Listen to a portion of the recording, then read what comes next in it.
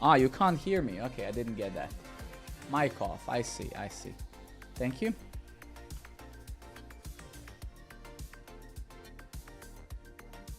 How are you friends doing? Vladane, what is it, like 2 more weeks and we see each other, man. Can't wait, dude. Man, yeah, can't wait. Can't wait, dude.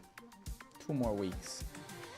All right, so so we're gonna start today with Yale. We'll just use ChatGPT to generate some more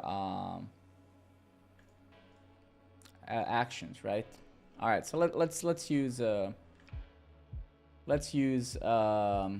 Jean-Claude Van Debug and yeah. All right, so I'd like you to help me writing an additional GitHub action YAML file. I essentially want to somehow automate publishing and pushing my open source module to NPM. Currently, I'm doing that manually. Chica, my friend, good evening. So let's give it some context, right? Currently, I have 2 actions properly running. And what was the other one? And the lint one, right? And this one, I essentially want a 3rd or even a 4th one that will, whenever I push, whenever I merge to master, run the existing ones, and then build the code, create a GitHub release, and then publish my module to NPM. Somehow we need to automatically increment the version, but I can also do that manually in package JSON. No, this is not it. Give me a second. This is my package JSON.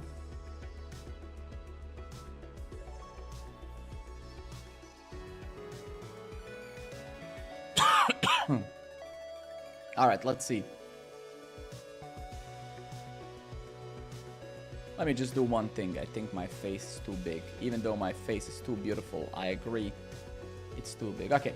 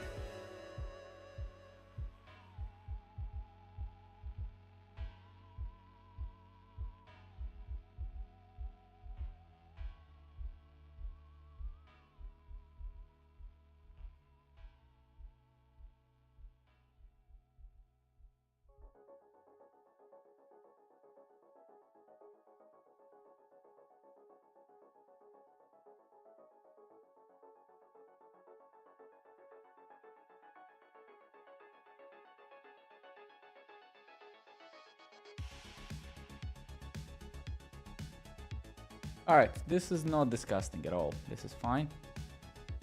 Yeah, I think let's start with that. Let's start the stream with this. This is acceptable, right? So let's go to our GitHub here, workflows, and let's create a new one. Let's call it publish to npm publish YAML, and let's review this.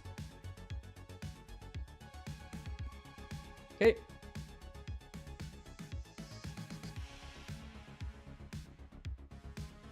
So we have workflows that run this already. The question though is, do we? Wait a minute. If I get over here. Are we running the CI ones? Yeah, so we're running these in separate jobs, right? And that's a little bit weird. Why did I linten test? Yeah, linten test deploy. Okay, no, it's fine, it's fine. All good, all good. Okay. So we actually don't need to do this. We're doing this already, right? All right, so let's see what's happening. So publish to npm on GitHub and GitHub release.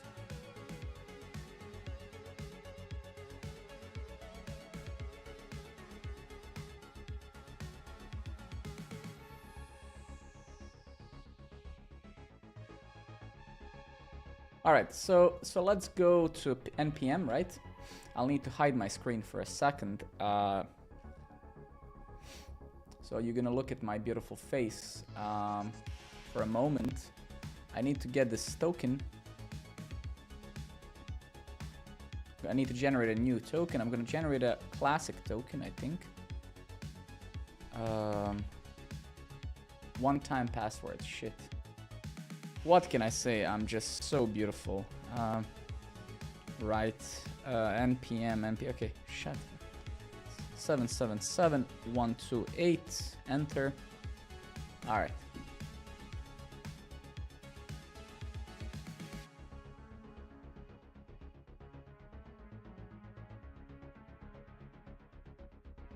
All right, so let's call this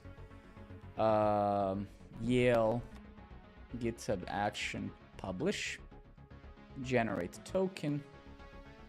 I'm gonna copy the token. I'm gonna go to my Yale project, so you guys are gonna have to stare at me for a moment. What can I do? We're gonna go to secrets and variables actions, and we're gonna create this npm token secret.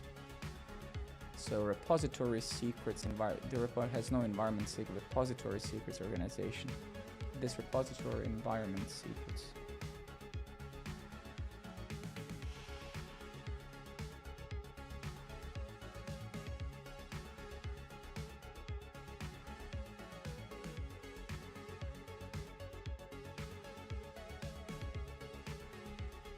Repository secrets, yes. So let's call it npm underscore token, and I'm gonna save it. Give me 1 second. I'm almost done. Yeah, npm token, that's correct. Add secret. Beautiful. Let's close this and let's show my screen again. Toto, my friend, good evening. How are you? So we have the npm token here now.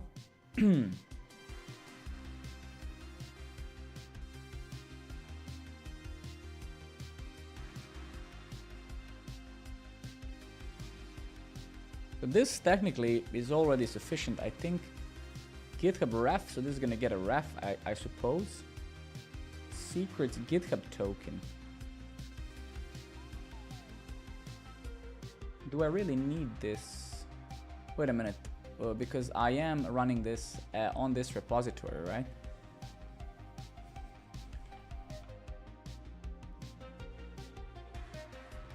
How are you guys doing? GitHub token, secrets GitHub token.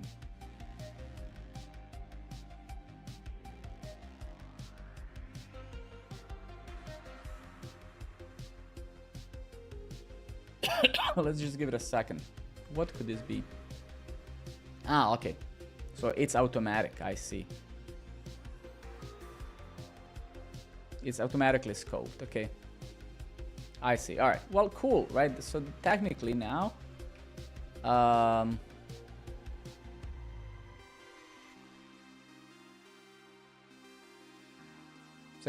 let's actually give it a shot, right? So let's see what do we have here. Did I make some changes? Yeah, we tried making some changes, right? But let's neglect this for a second, right?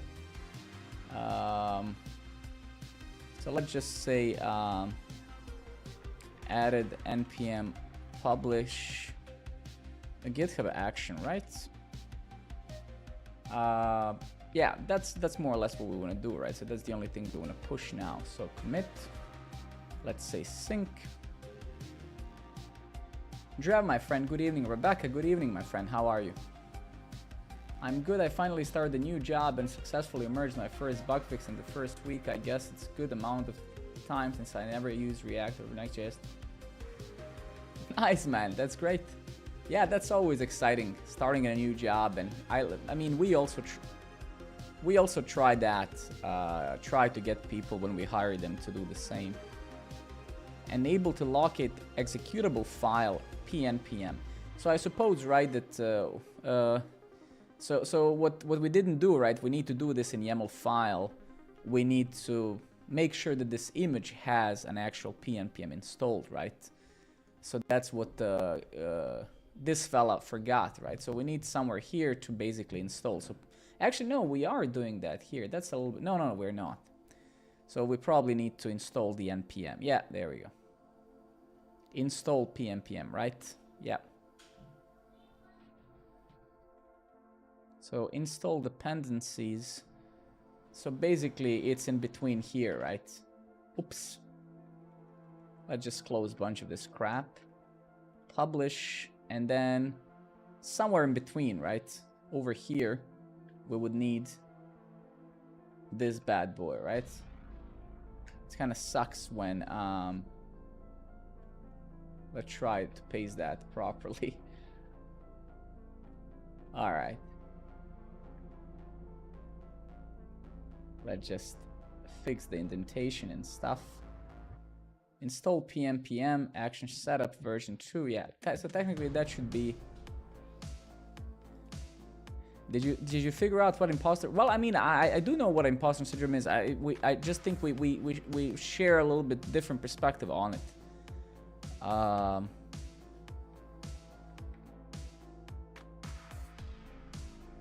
What did I want to say? Yeah.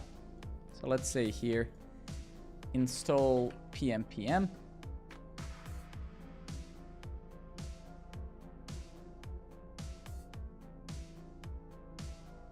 So let's see it in the actions now. Is it going to fail in 2 seconds or not?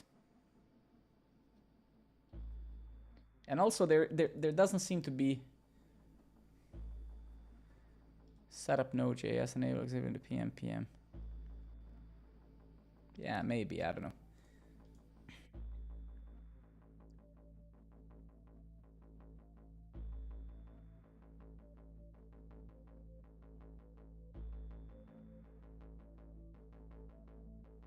Oh yeah, there is a cache indeed. Yeah, that's a good point. I think that's a very good point. There actually is a cache there, but so I think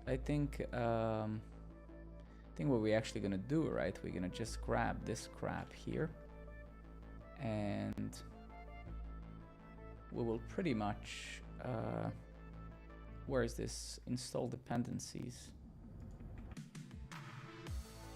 Where's the install dependencies, right? It's here.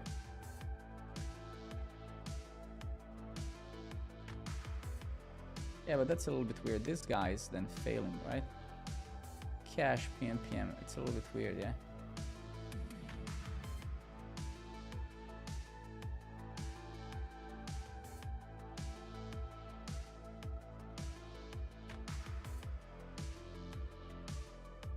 Yeah, well, we can try, right? Setting it up before node, right?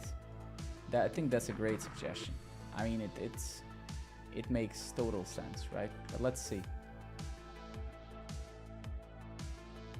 Set up PNPM before nodejs, right? Let's try that. But also, yeah, there's several things which are wrong here anyway, right? So we'll need to fix that because these workflows are, I think they're executing asynchronously or something like that. At least it seems like that, and that's incorrect, right? We need to make sure that some of them finish before others start, right? So regardless if this fails or not, I don't think that... I hope that this is waiting now, because it cannot be publishing until... Yeah, so this is incorrect, right? So no matter what happens now, we will... Oh yes, so let's... yeah, so let's see what the hell...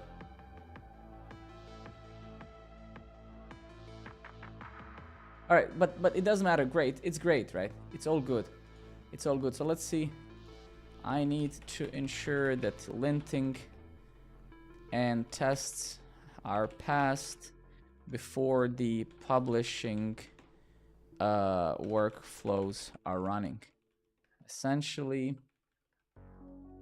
run test and lint, publish to storybook, publish to npm, and GitHub release. Totem, thank you very much, buddy. Good to see you, and very happy that your job is going well.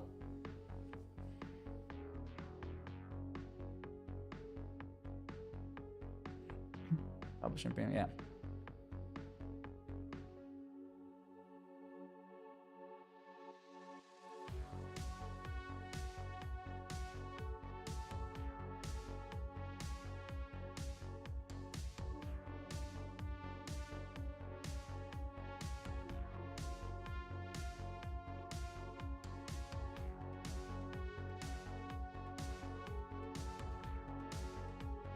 So basically, this thing is suggesting me to kind of combine this in a single workflow, right? I mean, we can do that, right? It's just, yeah.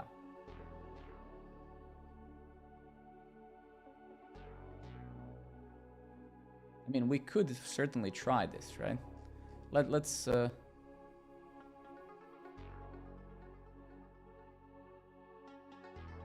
yeah, I like this, right? But let's see. So let's go ahead and say here, let's call this CI YAML whatever, and then let's let's review it, right? So let's go to the lint and test. So this is the first one, right? This one has to pass before we want to, you know, start any other. So where is that one here? Install PMP, build the code. No, this is not the one. Yeah, so it's this one. So lint and test. So this has to pass. Publish storybook. That's actually very good. I like this a lot better. Deploy storybook.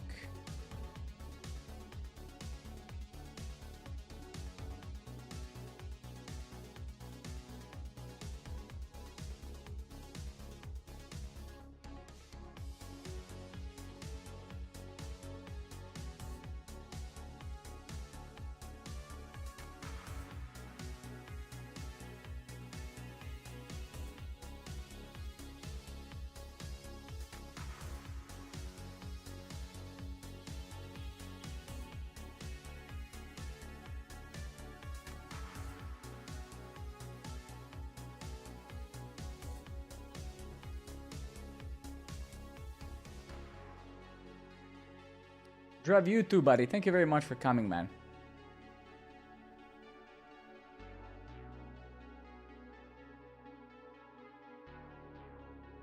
All right. I mean, we can try this, right? So let's delete those. So I'm gonna delete these three. So hopefully we can merge this into one. Additional steps to publish storybook. Well, I guess we did have some, didn't we? Deploy storybook. Which were the additional steps? Yeah, I mean, this kind of sucks ass, right? Why does it say yeah, let's just tell it, don't leave comments like this, please merge it with the workflows that I gave you completely.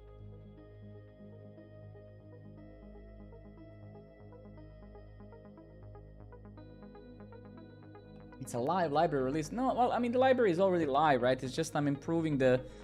I need to automate this because last stream, when I streamed, it was kind of very disrupting to work because I had to manually deploy and stuff. So now we just want to make sure that our component library that we open sourced is basically automatically deployed when we push to master, right? So I don't have to increment stuff manually and etc, right? So I'm just merging some of the workflows now with what we had. Yeah, this is the full workflow, right? So this is now a single CI workflow that we have. So this is better. This is a lot better, yeah. And then there's this depends, right? Or no, what was it called? Yeah, needs. So you can see now we only want to publish to npm. And also we pretty much only want to publish the storybook if the linting passes, right? So we don't want to run this asynchronously because it's useless. Because we don't want to deploy something that failed, for example, in the linting or whatever, right? All right. Merge workflows into a single one, right? That's what we're doing. So let's fail a little bit. We could probably use, isn't there like VS Code extensions called GitHub Actions? We don't necessarily need to, yeah, right? I mean, I already have it. So let's actually, so couldn't I like GitHub Actions? Like, couldn't we like play with it here? Yeah, so we can see the status, but can we deploy it from here? Okay, so let's see now. If we go here, it should be one job running.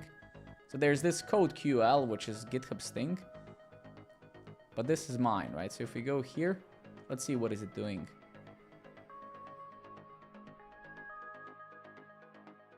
I think this is also more efficient because we only install nodejs once, because we had 3 jobs before. We would do this setup 3 times, right? So let's see where it's gonna fail. I'm 100% sure it's gonna fail. Let's just see where. Building the storybook.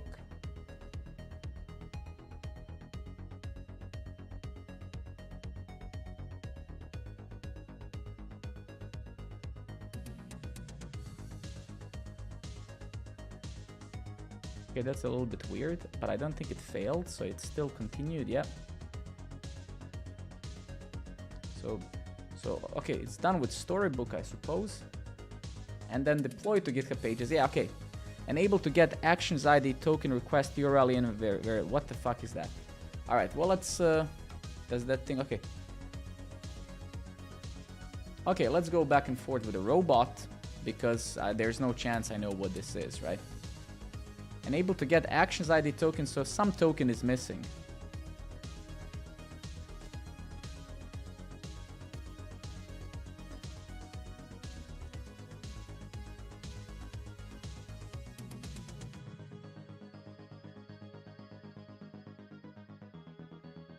All right, I've never actually done this part of this.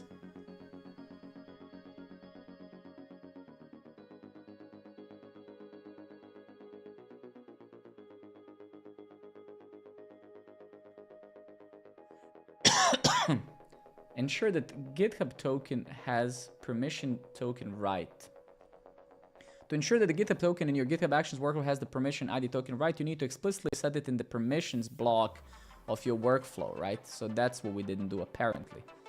So okay, so permissions ID token right.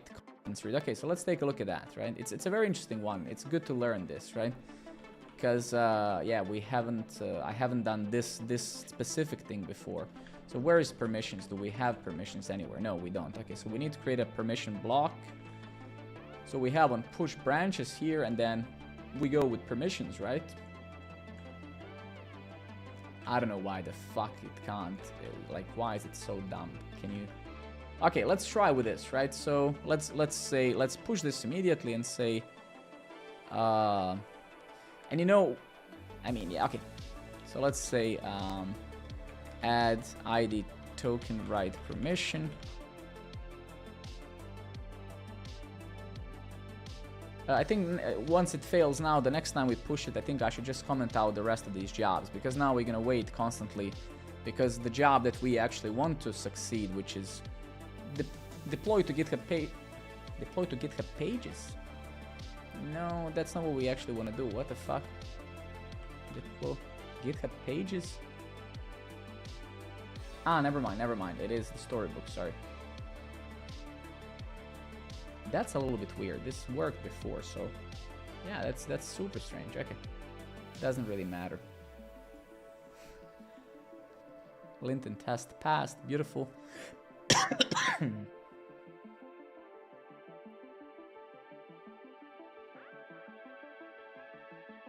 Install nodejs. Install the. So yeah, we can see that it's using the cache for sure. Because yeah, cache restored successfully because it's happening in like 6 seconds. So that's great. Build storybook. So we'll take a look at these so-called errors, right? Because yeah, this is a little bit weird. There's something wrong. Image crop, drop down. The inferred type with children cannot be named without a reference to storybook, blah, blah, blah. So we'll take a look at that soon, but that doesn't really matter. That's not a problem. So yeah, so it still failed.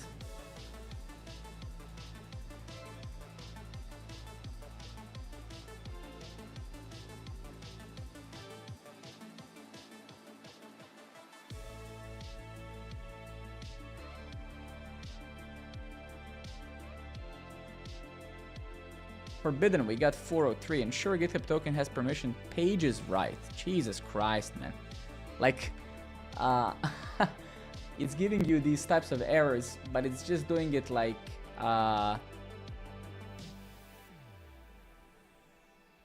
GitHub token has permission. Pages right. Yeah, it's like, why didn't you give me... Smadi, my friend, good evening. It's like, why didn't you give me all of the permissions needed for this? Why do I have to fail now several times, right? It's a little bit awkward. All right, let's say add pages right. Add right permission to pages. Yeah, that's a little bit weird. But let's try again. What can we do? We'll have to fail several times until... Because I don't know I don't know which permissions it needs. Maybe it's gonna now lack another permission, right? And then once we make this work, we're gonna do the same. Maybe not this stream, but we're gonna do the same for this other library we open sourced. Use AJV form. Because yeah, it's really not fun when I have to do this manually, right? JS Mania, good my friend. How are you? How's life?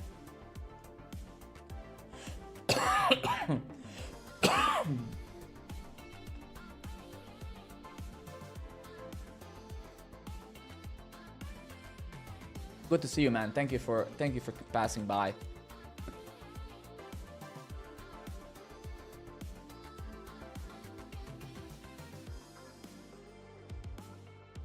Yeah, I got this bottle. I met the guys in Stockholm. I met the MongoDB team in Stockholm, one of the teams, maybe 2 months ago. So they gave me this bottle.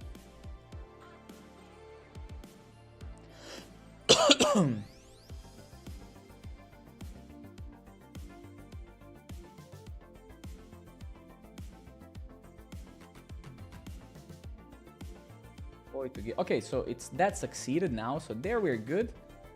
Now, I mean, but where's our npm publish thing?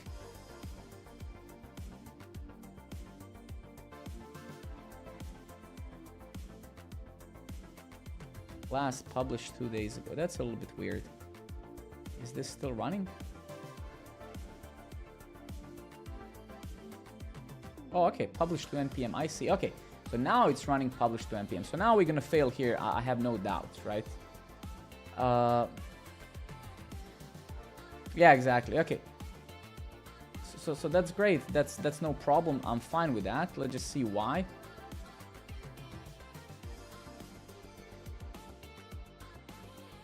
Oh, please tell me who you are. Okay. So essentially, it doesn't seem that it knows which user is trying to perform this, right? So you can see here when we run npm version patch, then m for message, basically for a commit message, upgrade, and then we interpolate this variable here. It's getting to right this. It's saying, hey, we don't know who you are. So I think we need to give this to ChatGPT. So we need to just set these commands somewhere in this pipeline, right? So give me 1 second. So this should be fairly fairly simple to do.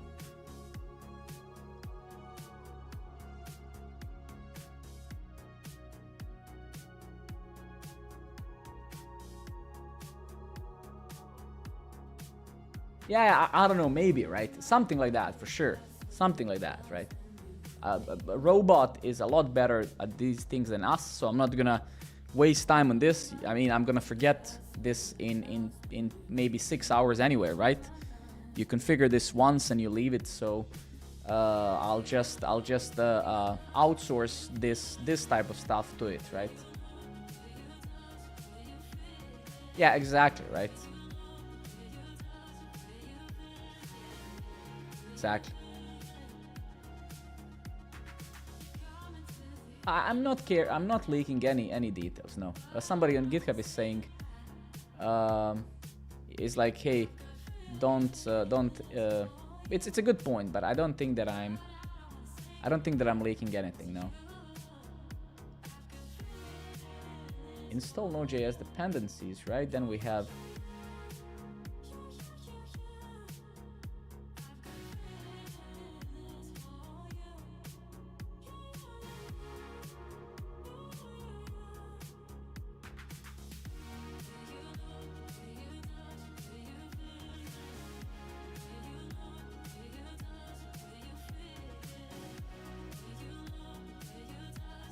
I guess that's okay. I mean, we can literally leave it generic as it is, right?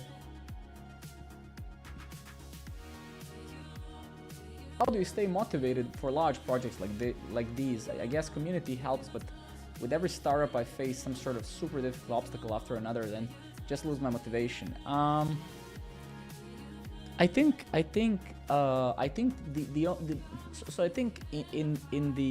and to me it seems that you've tried building a company as many times as I did, or even more. So I think you understand what I'm gonna say.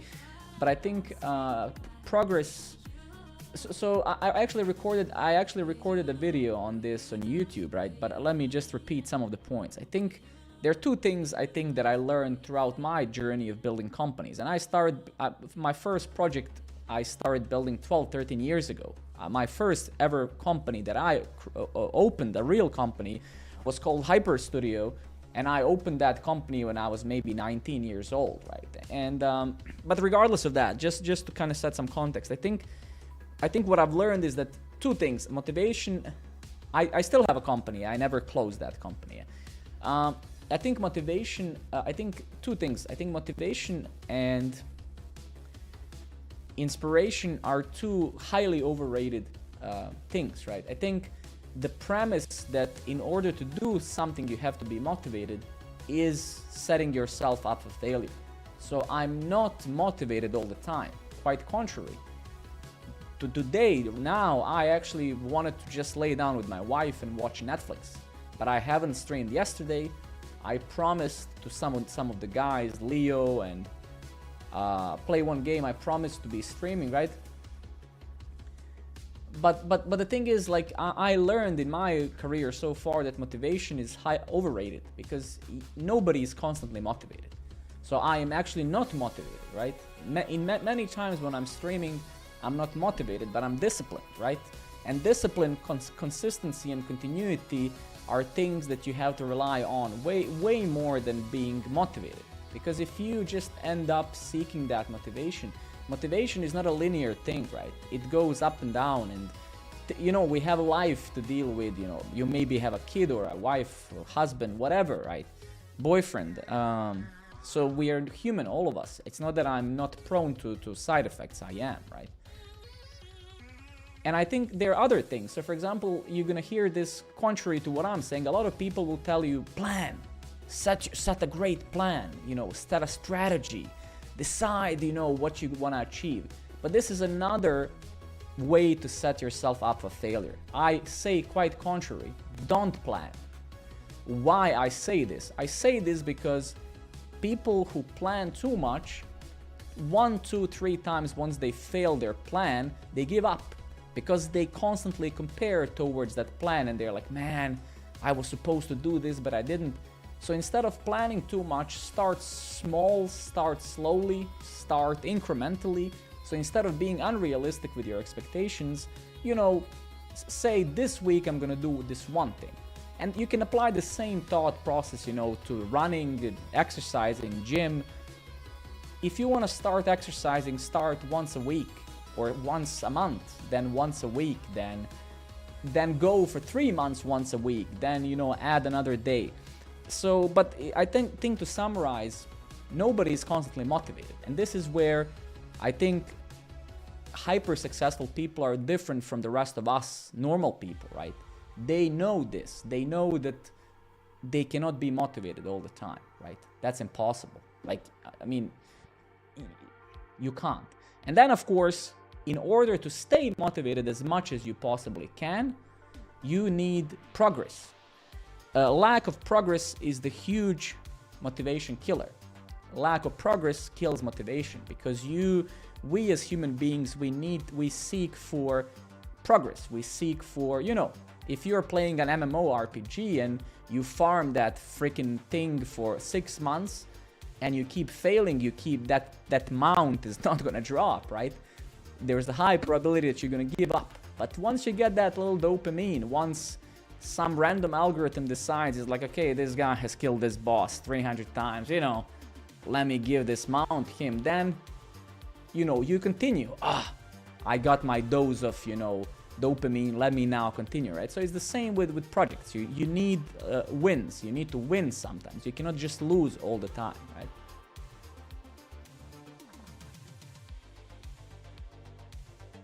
But of course, and Smadi, don't take me wrong, there are many aspects, there are many things to view this. I'm just genuinely, as always, sharing my own view, my own experience, my own perception, right?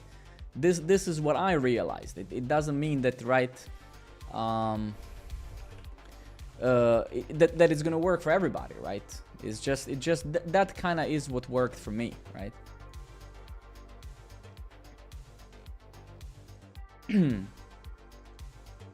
I just know that motivation and inspiration, those are very, very overrated things, right? And basing the whole journey of anything on these, don't even start, because you will fail. So if you plan anything in your life with the assumption that motivation is going to be constant, right? Then you don't even start, because you will waste your time, right?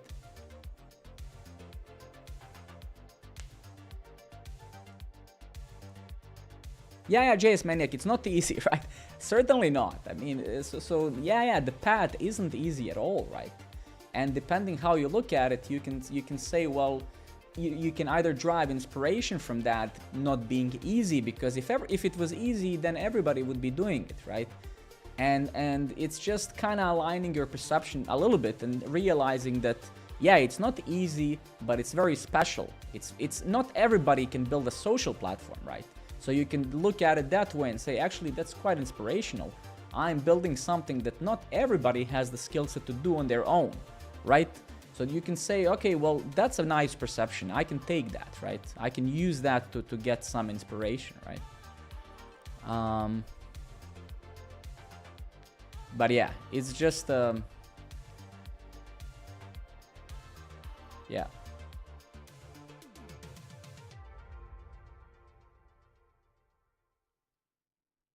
That's how I look at it. I don't know. Being motivated is bad for you. Yeah. Build the codes. Come on, man. Jesus fucking Christ, dude. My pleasure, man. My pleasure. Thank you very much for resource not accessible by integration. What? Okay, what the hell? This I don't know. Create GitHub release. Create GitHub release.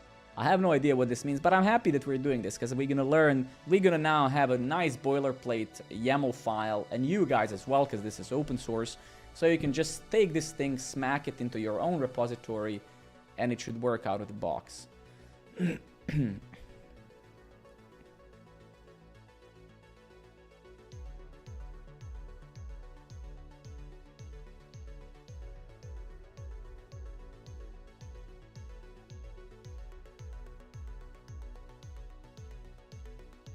No, but I mean, honestly, like this sort of stuff you would copy paste from somewhere anyway, right? I think, I mean, you're not wrong, but I think this sort of stuff, if we're not copy pasting this stuff from we would copy it from GitHub official documentation. This is not something you can learn, right? Because I'm not copy pasting, you know, a pipeline step. I know how to write this for like 10 years. I'm copy pasting, like you can see, like you have this action, create release, which takes some arguments. I mean, treat each one of those as functions, right? There is no chance that anybody knows what this create release function takes, right? So if we're not reading ChatGPT, we would be reading, now I would have to go to GitHub page of this crap, right? And then I would have to find there, hey, what is this function that gets interpreted in this YAML file? What is this actually taking, right?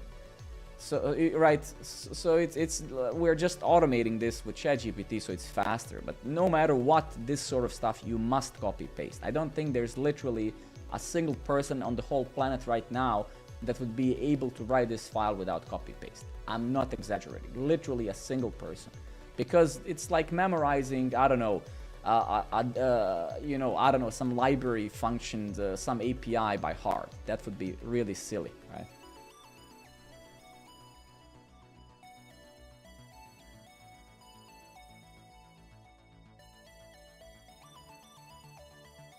Yeah, maybe. I mean, if this is so the biggest issue with this is, right, the biggest issue with this type of thing is that no matter what your role, like you can be a DevOps engineer like full time, like you set this up once per repository and you touch it maybe 5 times in your career, right?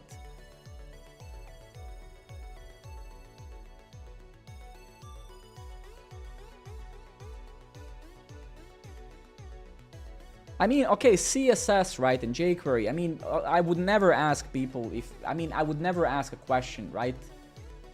I would never ask a question that that involves memorization of any kind, right? But yeah, bear with me for 2 seconds, please. Let me just figure this out. Ethan. Resource not accessible by integration. Yeah.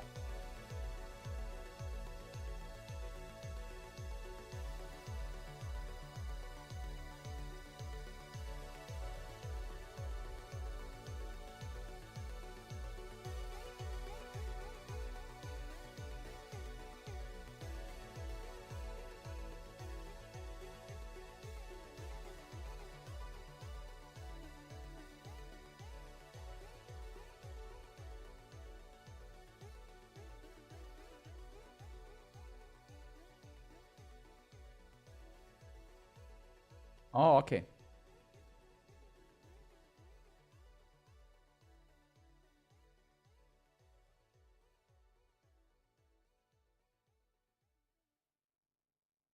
So this is probably the problem, right?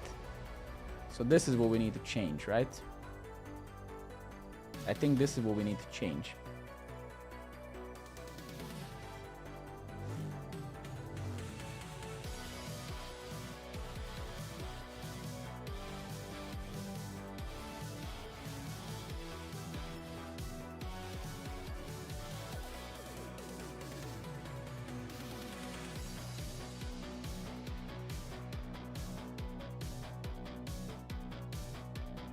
Let's see.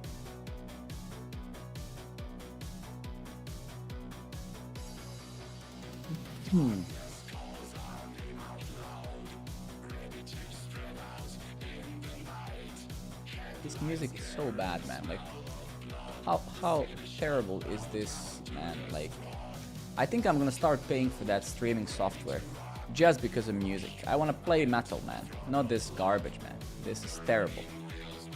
I'm kind of sick of it, to be honest. But that's what it is. And I promise today we listen to this shit music, and then from tomorrow we go back to the good stuff. Yeah, for sure.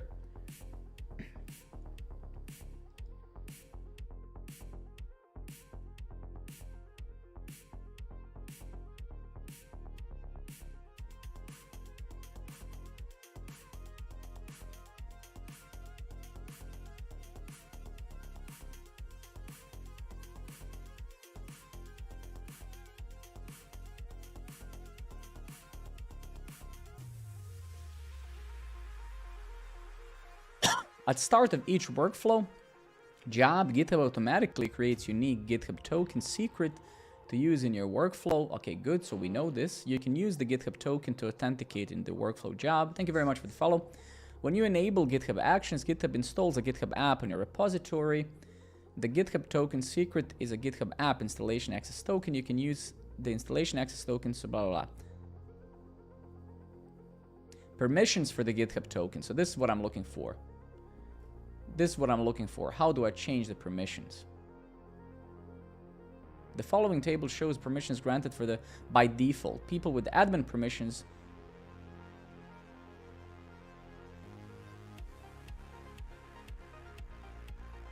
Okay, modifying the permissions. Okay, you can modify the permissions for GitHub token in individual workflow files.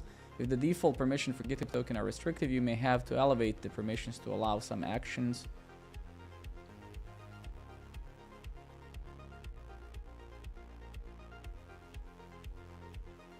Okay, let's actually take a look at that. That's very interesting.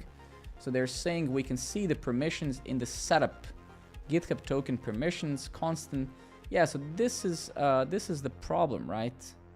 So maybe so we need the release permission, right? We need some sort of a release permission, right? I suppose, right?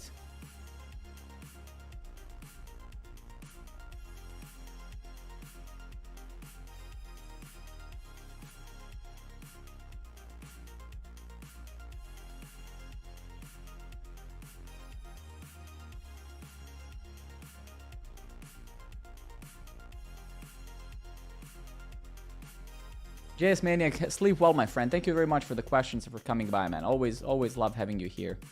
Whenever you have the time, man, just pass by.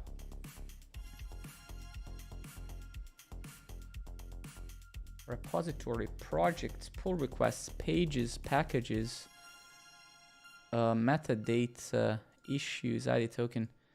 Loin, my friend, good evening. So it has to be here. So pages right. So that's what we gave it, right? So when if we take a look at this thing here, right? So we have pages right, metadata read, contents read, right? But what it would be super cool if we could figure out what each one of these permissions actually does, right? Like what is the contents, deployments, read write, ID token none. Issues, metadata.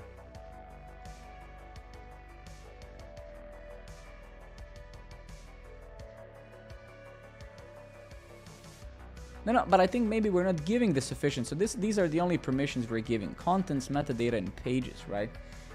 So I do believe, in fact, that it's an issue, right? Because resource not accessible by integration, right? But I think everything almost has default. A lot of them have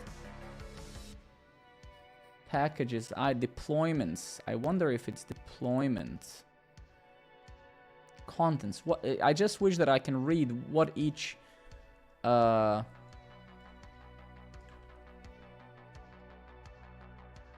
What each of these is for. Okay, Rebecca, thank you.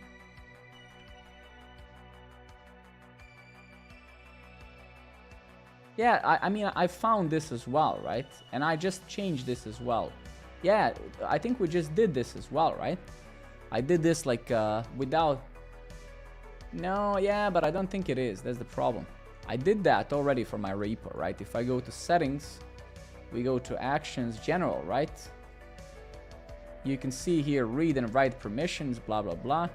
So I think it has that, right? I mean, let's rerun the whole thing from scratch, right? But I don't think it's that, no.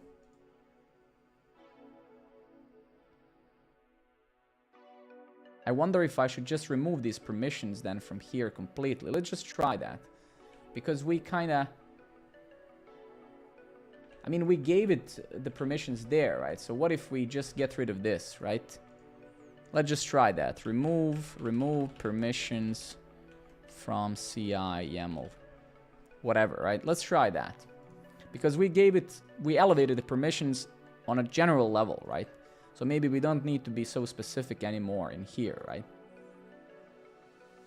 Oh, here is the explanation. Smaddy, I love you. Thank you so much. Good.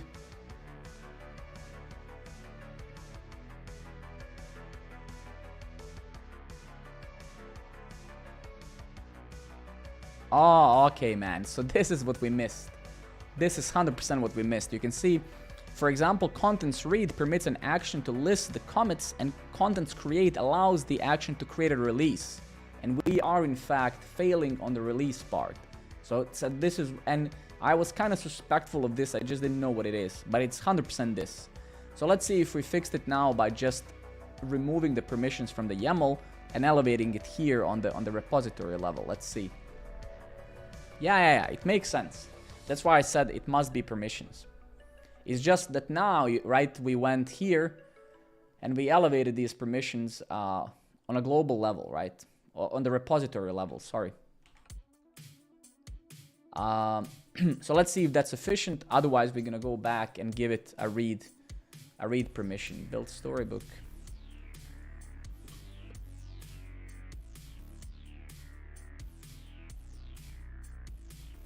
But I'm almost certain, but let's see.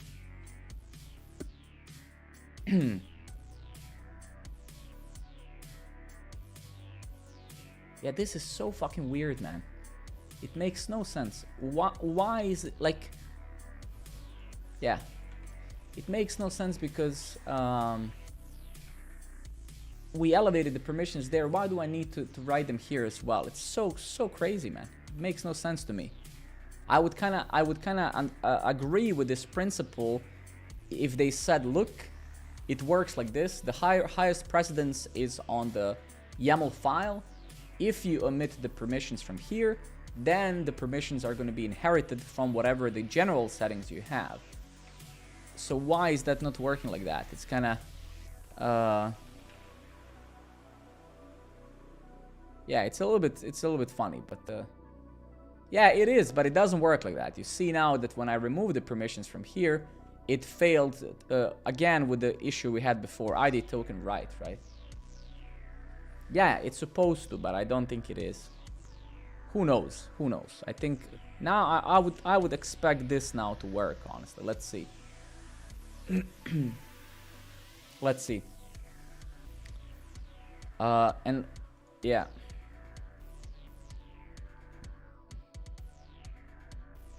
Yeah, I think so, yeah.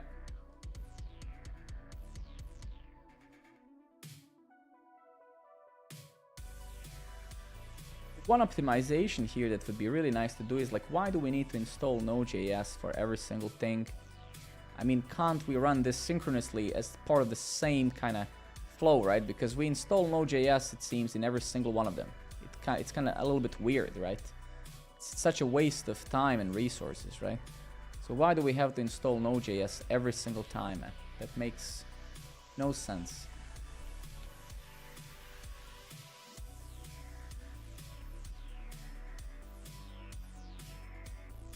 Let's just go back here. I've noticed that we do repetitive tasks for each workflow. Install pm nodejs. Why do we have to do this?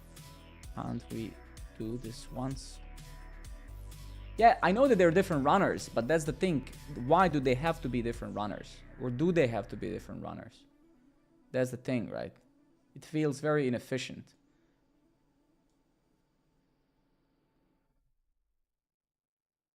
I mean, theoretically it makes sense. I agree with you. But it doesn't make sense practically because we don't need to execute this in a different environment every time. There's no...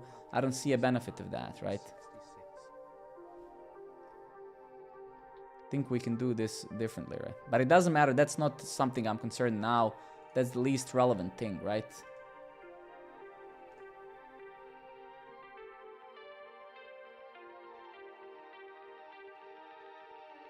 Okay, good. So now we got somewhere. So yeah, so this kind of almost worked. Validation failed, resource code, custom field, blah, blah, blah. Sorry, branch or tag name starting with refs are not allowed. No, yeah, exactly. So this is good. This is good. This is great. This is great. So I think I approximately know where it is. It's something related to this thing, right? So let's see. So I think we're almost there. Oh, and then it's going to be the question, can we... Because I did create a deploy kind of token on npm, which bypasses two-factor authentication and stuff. So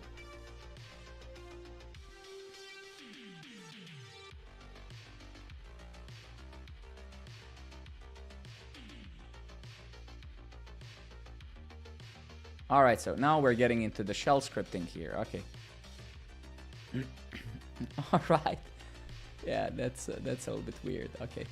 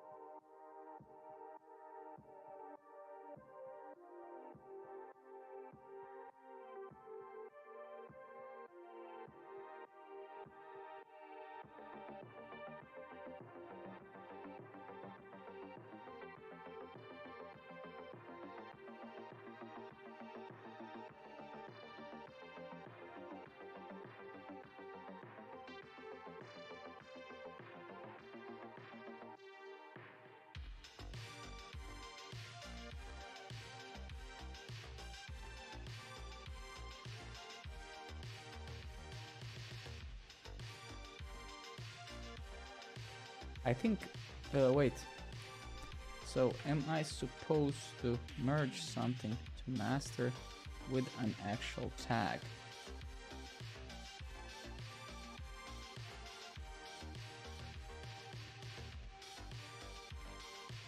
Exactly, right? So this is a little bit an issue, right?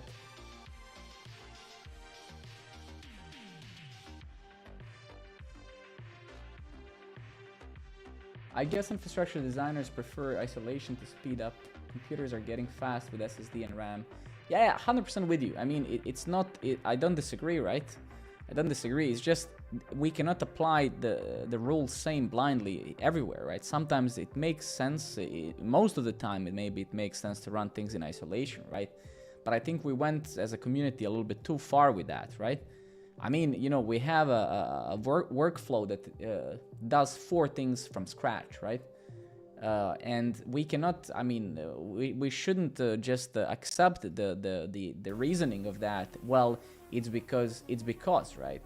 That's not an engineering type of argument, if you ask me. Well, you know, it's running in isolation. Well, it is, but I find that a little bit ridiculous. It's I don't know. Yeah.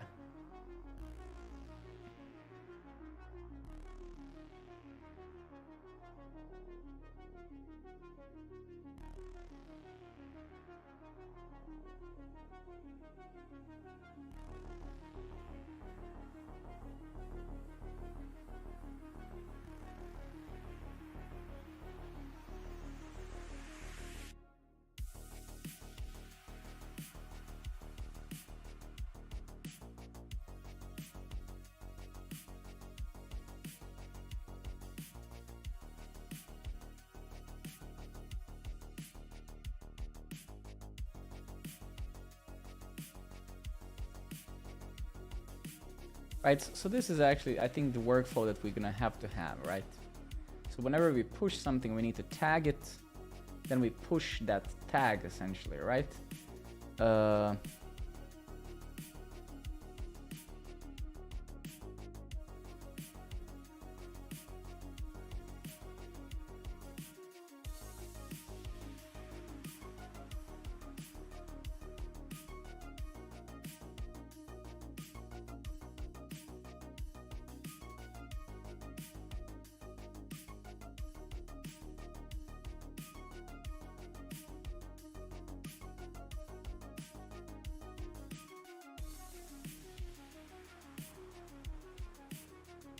All right, so let's try one thing.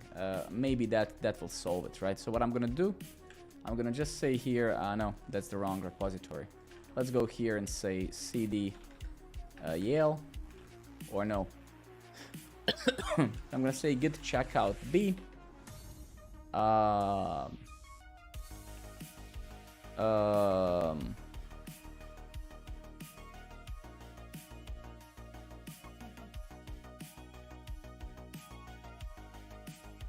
Let's imagine we do this, right? And yeah, we push something, right? So we do this, we say, hey, I don't know.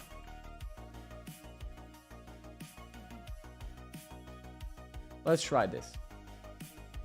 But that kind of sucks now, I guess, but we'll see. Sucks a little bit because we're not triggering the workflows on... It's okay, it's fine, it's okay, right? It's perfectly fine. We'll just create a pull request and we're gonna merge it ourselves. I'll just do this. And we'll do this. And I can already see one thing. We'll need to move back some of these files back to... yeah, all right, actions. So let's see now, because it has a branch name now, right? Now it should be able to infer it and maybe use it. Let's see.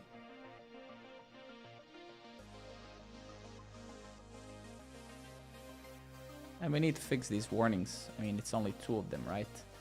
So that should be fairly simple to fix.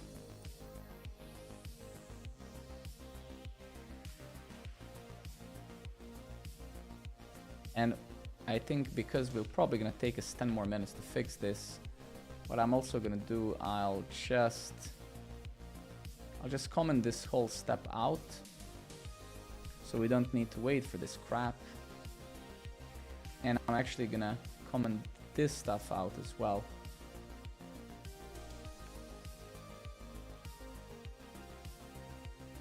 Did I mess something up?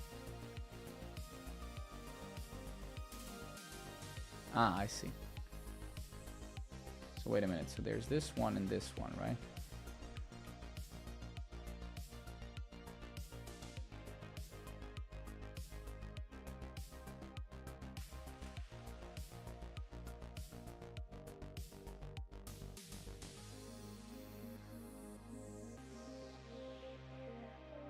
Never mind.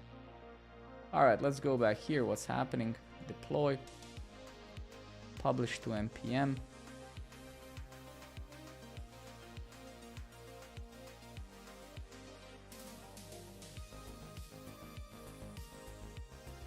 All right, good, great. That's great. So it did create a GitHub release, it seems, at least. I don't actually know, did it? Yeah, it did. So here it is, release master. It's a useless name. And it's because it's being triggered by master, right? But that's fine. But it did create a release, so that's good. That's great. And then here we probably failed with, let's say what we failed with. Okay, nice. So Leo, you too, my friend. Thank you very much for being here, dude. I'll see you tomorrow, most likely. So okay, I wouldn't expect this to fail because we do have a token. So okay, I can see that it didn't deploy it. So let's see. So we do have a token. Did it actually use the token at all?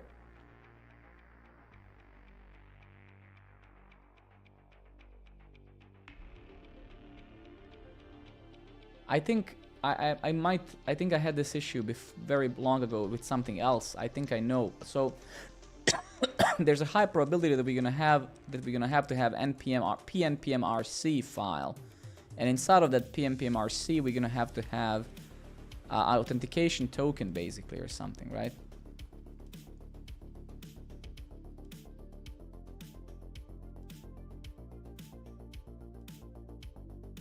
Setting secrets.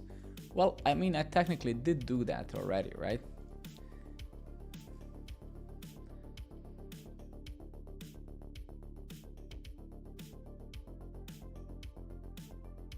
Let's see, where is this thing? Where is my robot? I already added and under repository secrets. Is that not sufficient?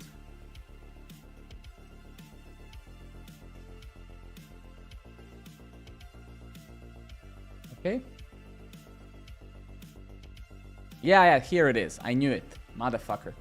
Exactly. This is I had to do this in GCP at work a couple of months ago. Exactly. Yeah. I literally the same thing. The same thing I had to do. Okay. All good, all good.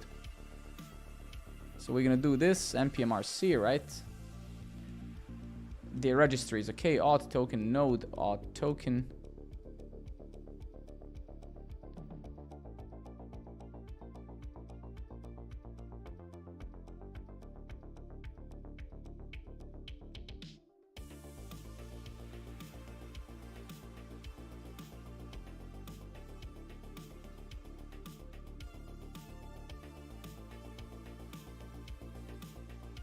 Actually, I like this. I think I like this more. Publish to npm. Wait.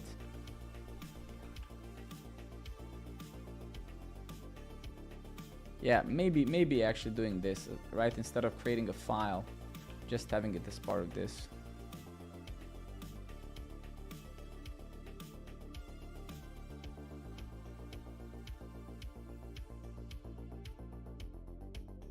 Right, let's try this. I think this is not a terrible idea. Let's see.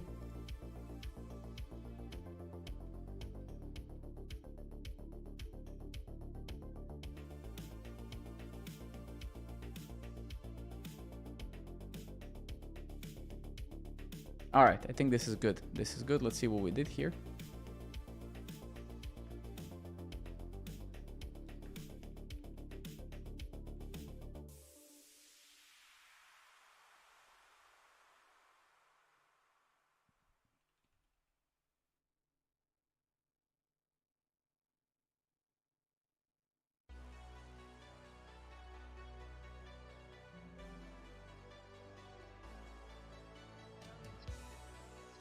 What? Ah, shit, we needed a different repo. Yeah, my bad.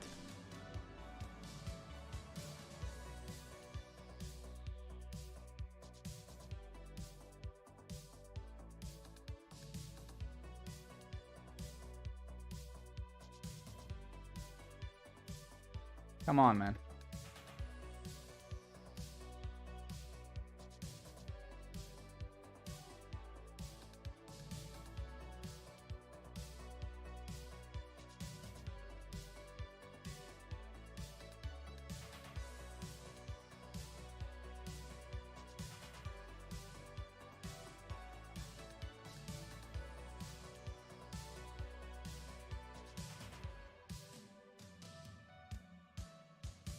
Whatever. Let's see.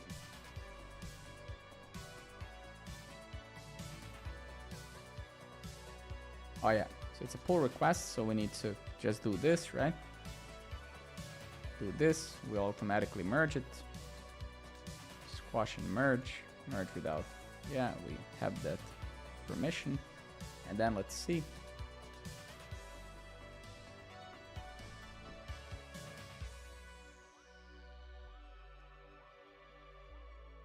So I think we're almost there. Yeah, I hope that this is gonna succeed. I hope it's gonna succeed to actually create a file. It should be. It's creating it in a probably in a Docker environment somewhere, anywhere, right? So, so this actually has passed. It does manage to extract the name from the branch or a tag, right? So technically, we need to write. So what we'll have to do with all of our open source libraries that we wrote so far, we'll need to figure out and write some sort of a README, like some sort of contributor's guide on how to do it, not just for others, but primarily for myself. So I know, okay, whenever we release the new version of any of these libraries, we create a tag, do this and that, and then this tooling is going to infer the name of the release, right? Because you can see now, one kind of funny thing is that when it creates a release, right, it's called release master, right? And this master is in this case it's using the branch name, which is master, right? Raps, my friend, good evening, how are you? Long time no see, man.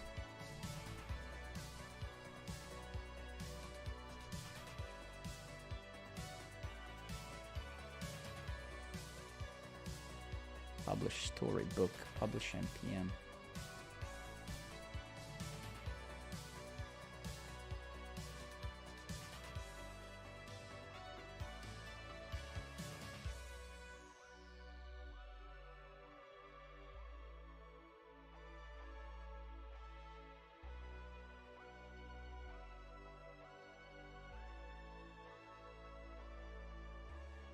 Hmm.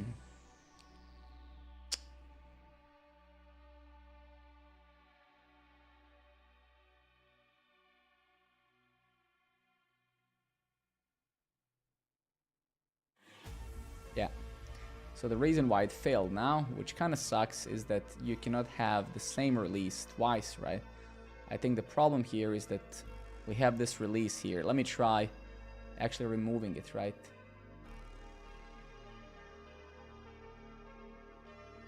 Take the... Yeah, let me just try to rerun this again. Hopefully, I just wanna kind of make sure this passes, right? And then we'll figure out a better way how to, like which name to actually use, right? So let's just say rerun failed jobs. You've been busy with university, have exams in January. Fun time, I guess. Oh, wait. Rerun failed jobs, rerun, yeah.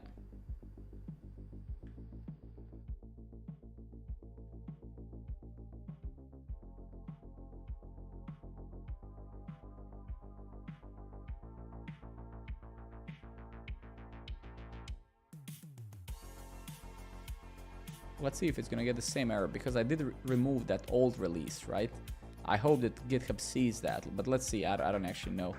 Maybe they keep some history somewhere, some meta file or whatever, right? So let's see.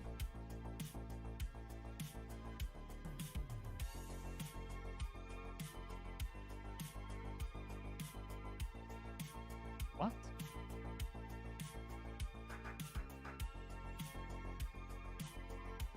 Unclean working tree. Commit or stash changes first. What?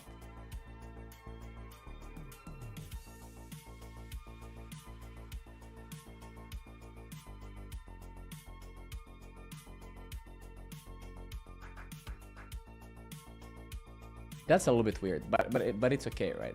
Let's try. Wait a minute. Did it create the master release already? Let's see. Yeah, it did. Okay, great. So good. We know that we can. You know, this is super. This is great. Okay, good. So let's just do that last thing, hopefully. So here we're gonna say.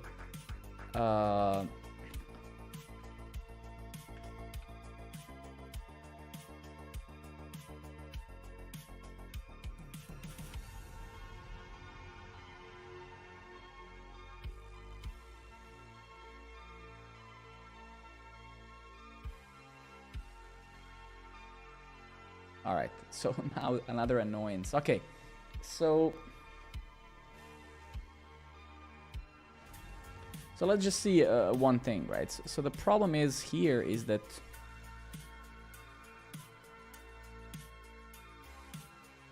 so it would be right. It would be better, right? So this is now using either a tag or a branch, right? Because we are triggering this workflow when something gets merged to master.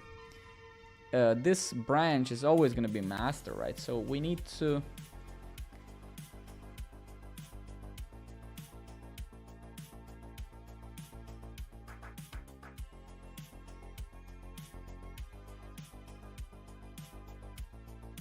let me ask the robot, right? Let me ask the robot. Can we somehow use the branch here, the branch that was merged into master as a name? In simple words, a branch or a PR that started the workflow once it was merged.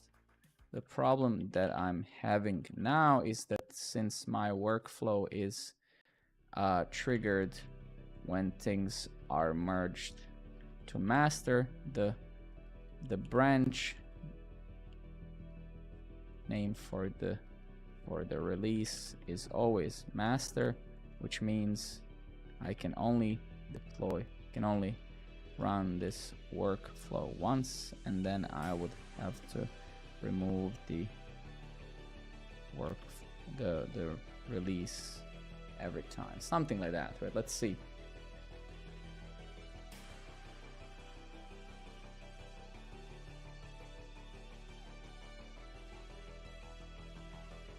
One common method is to use GitHub API to fetch. Nah, No, we're not gonna do this. No, no, no, no, no. No. No, no, no, no, no. No. I don't want to do that. Anything simpler that we can do right now.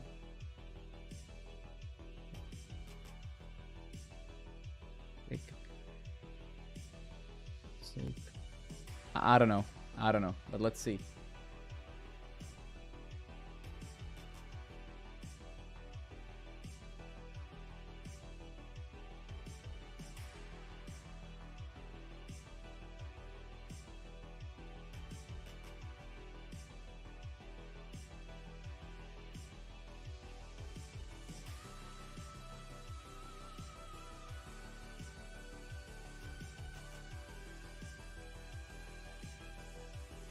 Nah, no, not really, no.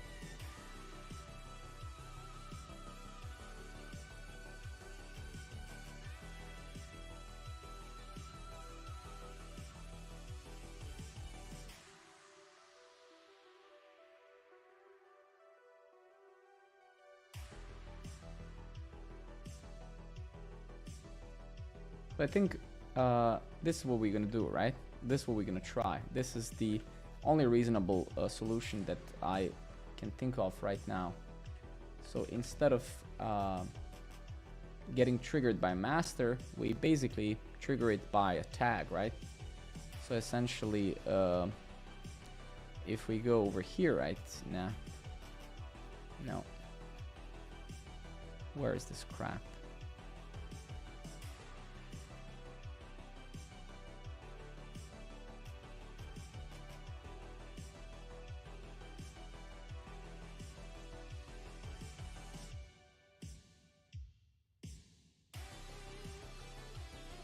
All right, so something like this, right? Let's try that. Okay, so we're gonna do this.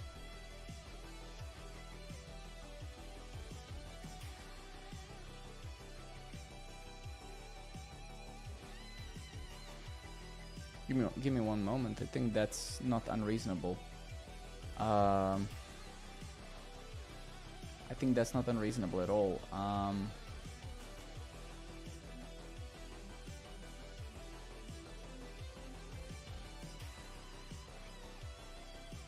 So what we're gonna do? What's failing? What's failing, Chica? So let's say here git tag v1012.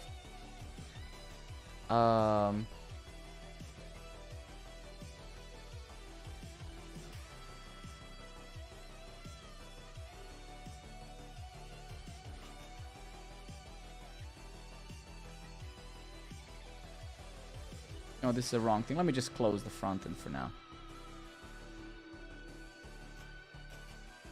And this is also wrong. Wait, it's the wrong thing. Let me just git checkout master.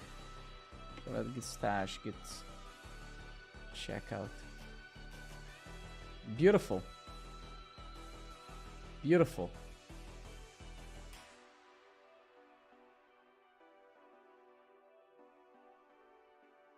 Okay, so git stash pop, right?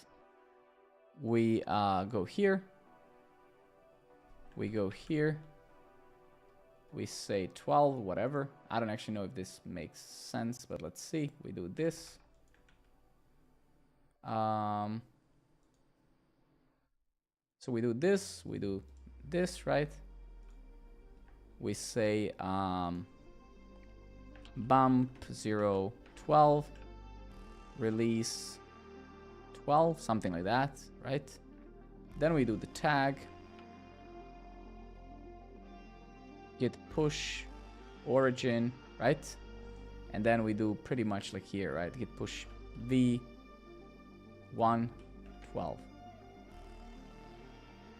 Are you fucking kidding me, man?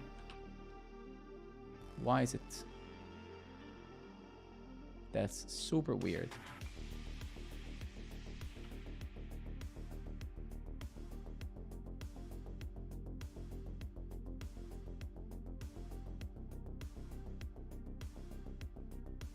How many hours do you mean? How long am I streaming? Usually my streams are between 2 and 2.5 hours.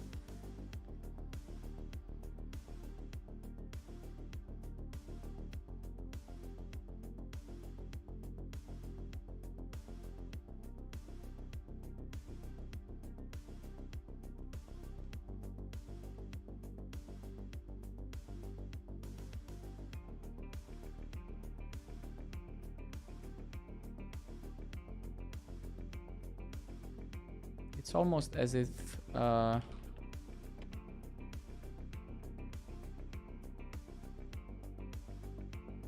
it's why is the remote set to HTTPS? That makes no sense. Wait a minute.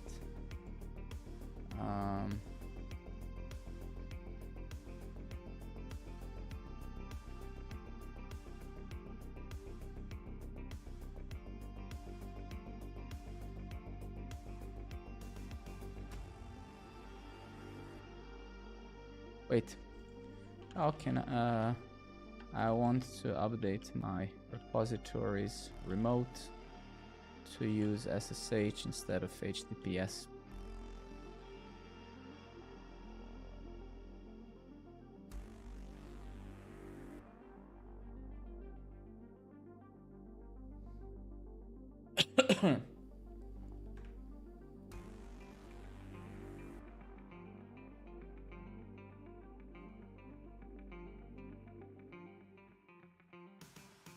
Yeah, exactly. Okay, good. This is what we want. All right, great. Why are you so verbose, man? It's like you don't have to explain the whole world of things. I just needed a simple command. Okay. SSH, right? Origin this. Remote. Jesus Christ. Okay, that's good. So now we should be able to push this tag, right? Yes, okay. Good. So now our workflow here should technically be triggered.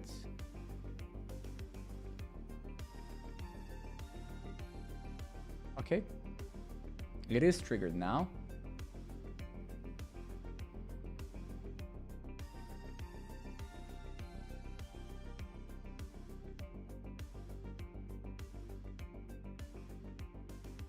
So this has a potential of succeeding actually, fully, I think. In case this thing in the workflow file is actually written correctly. Meaning if if this part here is going to extract the actual tag name, right?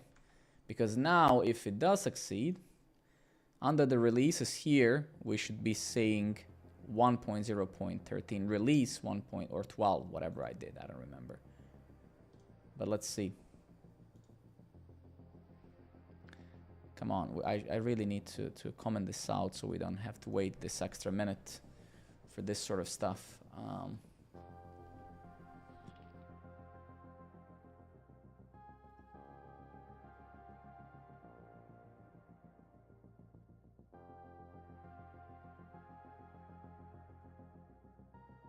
Deploy to GitHub pages, I guess. Actually, we didn't check that. Hopefully we didn't mess up GitHub pages. We didn't. Okay, that's great.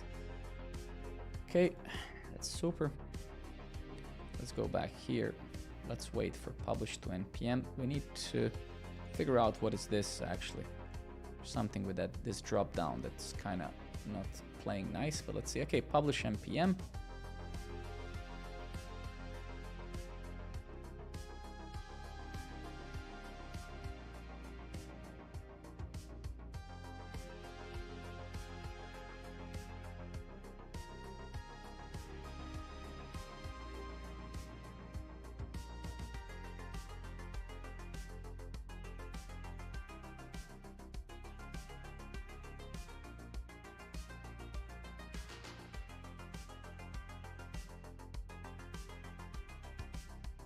So now it's missing again, it's missing some permission, right? So it's 100% missing some permission. That kind of sucks, right? Okay, which permission are we missing? So contents, we gave it the right one, right? Yeah, pages, ID token, discussions, issues. Is there something related to a tag? No. Pull requests. Work with, for example, permits an action to add a label to pull requests, repository projects. Work with commit state, for example, status per action to list the commit statuses for a given reference.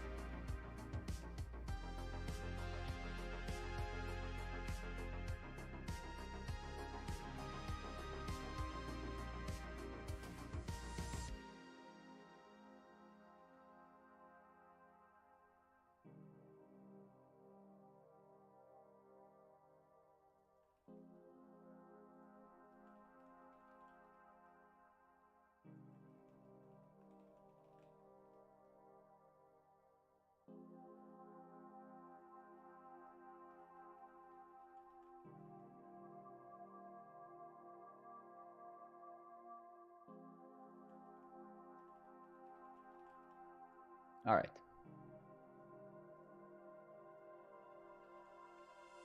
Ah, shit. So now we have to do the same, right? If we want to follow this pattern, right? So now we have to create a new tag, right? So we have to...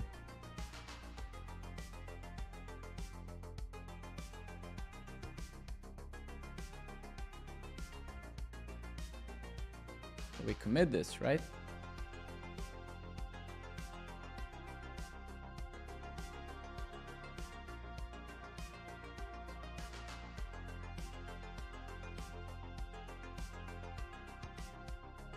I guess, right?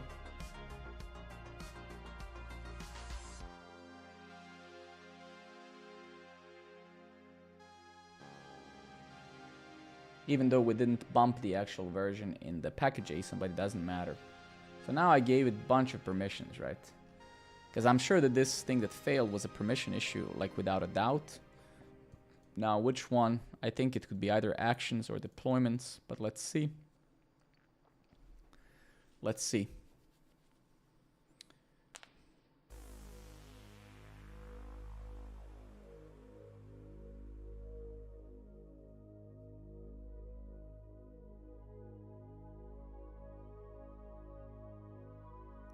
We have this, we should probably get rid of these warnings, right? So if we just search for use debounce or something, right?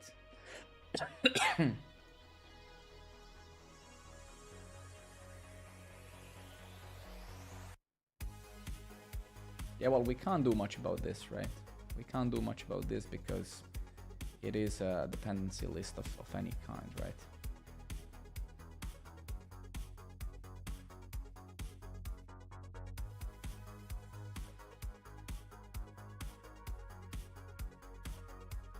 Yeah, okay.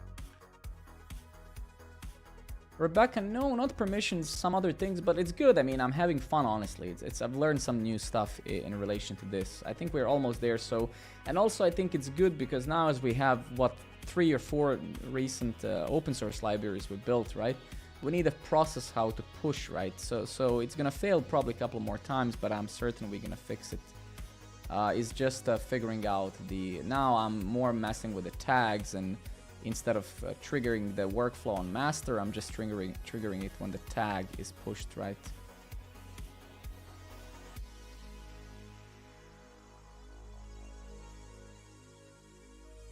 Yeah, tag already exists, so this is good, yeah. Tomorrow we can play a guitar, 100%. I promise you that. I promise you that, for sure. Definitely. Just if you're here tomorrow when I stream, tomorrow I'm having a kid day, so I'm gonna be with my kid during the day, but afternoon and the evening for sure. Definitely we can do that. No question about that. Tags. Yeah, right. So we have a tag, this tag already. So that's the problem, right? So how come did I really push? Ah, I see. Okay. So that it doesn't really matter, right? Let's just do something like this. Let's just increment this to 14. And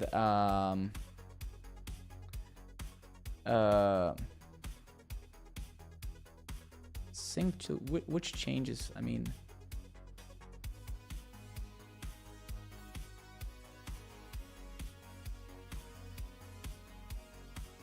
which changes am I supposed to sync? It makes no sense. So let's just say 1.014 whatever, commit.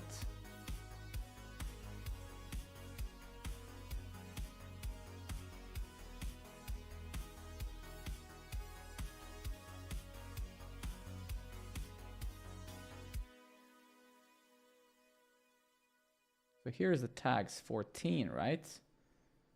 So we created that. So it should not fail with that anymore, right? But actually, give me a second. So basically, fuck. No, actually it's good. It's good. It's fine. It's fine. I think this is great. So yeah, we'll play some guitar tomorrow, Rebecca, for sure. For sure.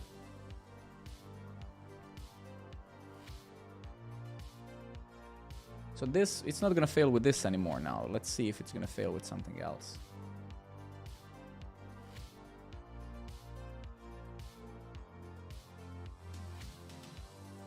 But then I guess as well, right, if this ends up working, then we'll need to make sure this fella actually merges this thing into master, right? Would we actually want that? So what would be the process? So this is the stuff that we will have to figure out anyway, so it's good, right? We need to figure out the process. What and when goes into master, right? Because technically, if we decide to use the tag system, right, then, which is good, then we need to figure out, yeah, I think so, right? Okay, publish npm. 25 gold, my friend. Good evening. Good to see you, man. What's better than spending your Friday watching at my face, right?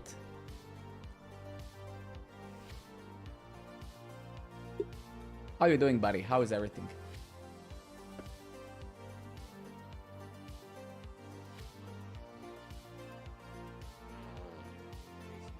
Don't worry, I'll always hide your face. Fair enough, fair enough. GitHub release.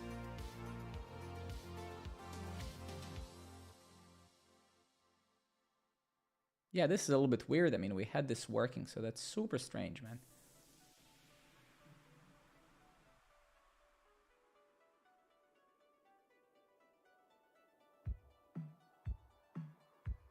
Yeah, super strange, man. To be honest, how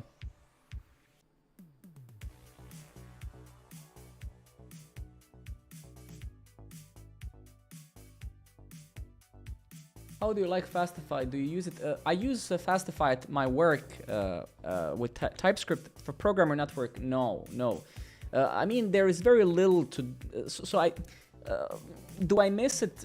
Not really, honestly, mainly because Fastify is very simple. So even when you add types, right?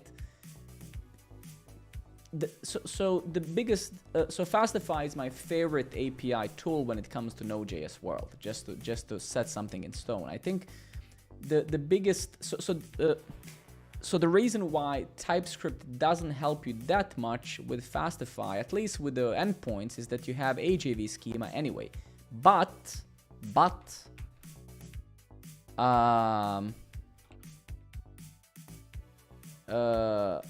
you can do this, which is what I'm not doing, right? But you should be using these type providers, right? So for me, the only negative thing has been with TypeScript and Fastify is that you end up duplicating your types and your schemas, right? Because you need to validate your endpoints, your URL parameters, request response, query parameters, right? But they have these providers now, right? So you can basically infer, you can see Fastify type provider JSON schema to TS. So you can technically generate the types out of your schemas, right? And I think this is awesome. I haven't used it yet. We will use this at Dream Data because I switched to Fastify at Dream Data where I work. So we're gonna try this. When we try it, and if it works well, I'm gonna probably introduce it in Programmer Network as well. But besides that, not really. I mean, unless you have a lot of business logic, a lot of utility functions of your own, I think TypeScript will be useful for you in Fastify. But besides that, most CRUD endpoints are very generic. They're very much the same. So not really, no.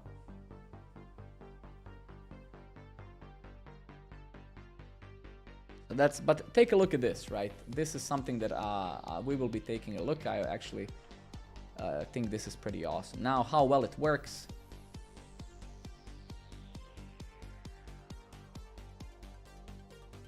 I have heard about Nest. I mean, you can use TypeScript with anything you want, right? TypeScript is just a superset. It's just types.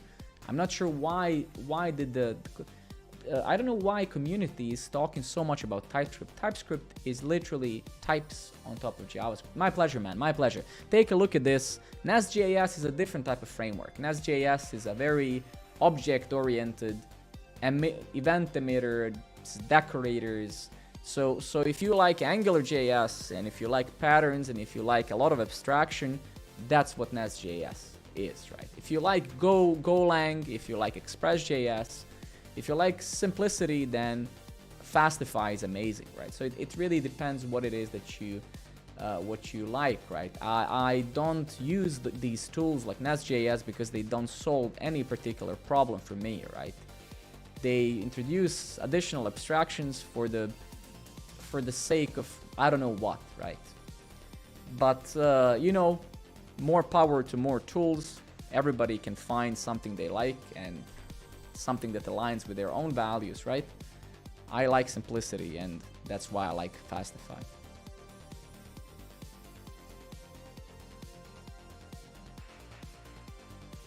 So what has changed here, man?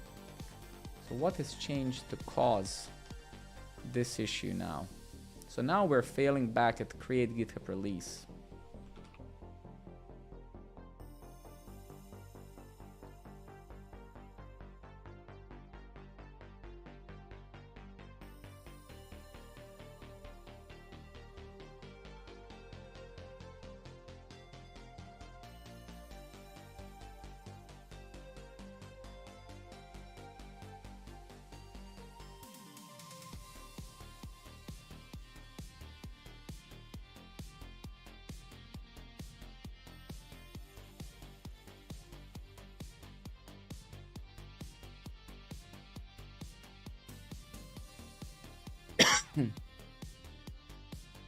It's all valid, right? It's all valid, all of them.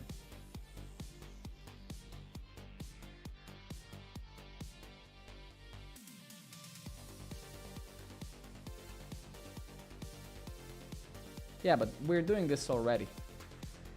Who knows? Who knows, right? Who knows?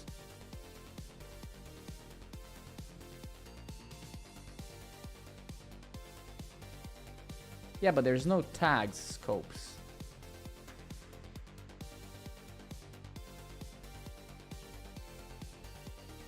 I don't see the tags scope in the documentation.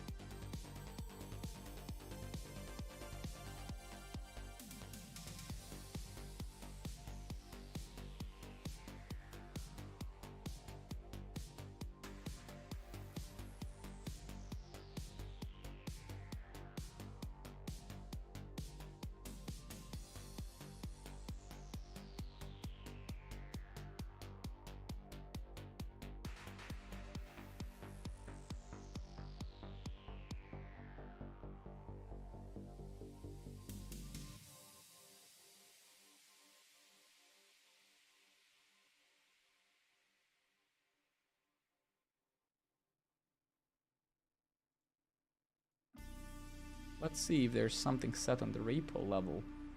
Tags.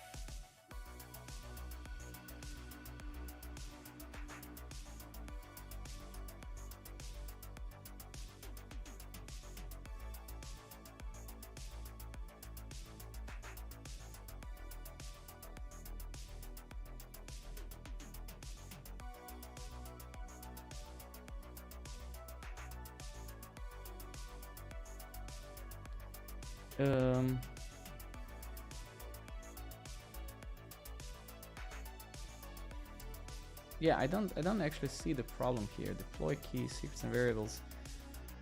It's a little bit weird. It's a little bit weird, right? I don't see the problem, right? And I don't see the tags. I don't see the tags scope, right? Because give me a second. Let me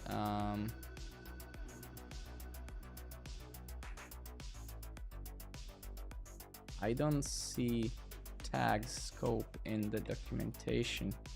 Are you sure that it exists?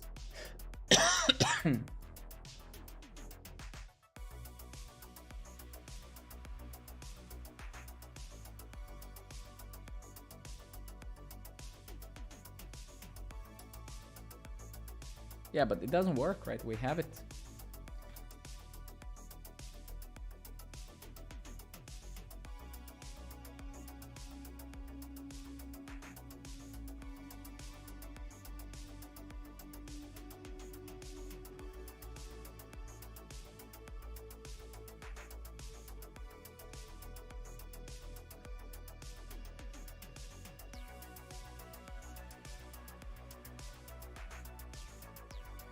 Let's see what was the error again. So let's go to the actions.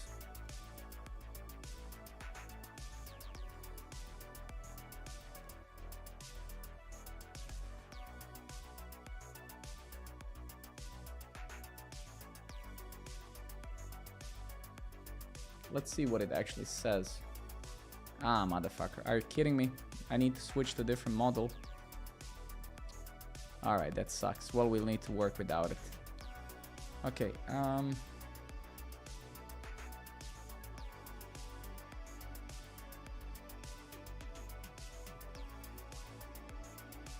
yeah, so this would be the release name. So this is not good, right? So actually that looks great. I don't actually understand why it no longer works. That's super awkward. So we have the contents, right, set to right, so that's correct. We have all the right permissions there, I think. So why is it resource unaccessible information, GitHub actions?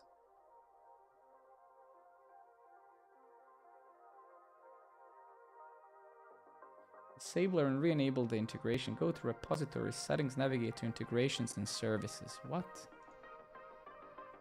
Settings.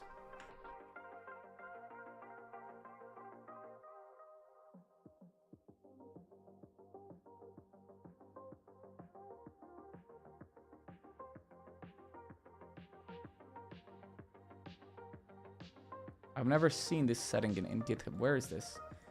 This is super old. Disable and enable to go to the repository settings, navigate to integrations, or find the GitHub actions integration.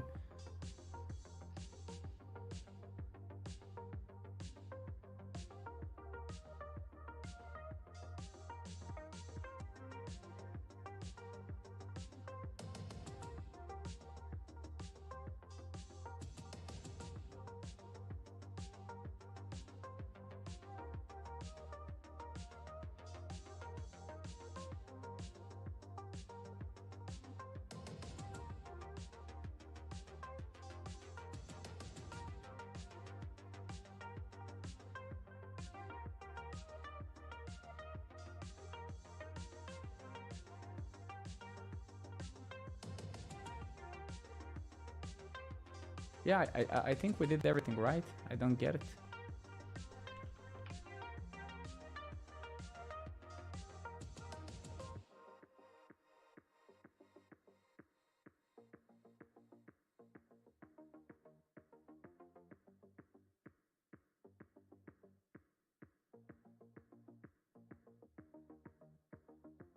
I mean, the worst case what we can do. Zayadi, good evening, buddy. The worst case what I can do, right? I'll just give it all the security permissions, and then we can do the elimination process, right?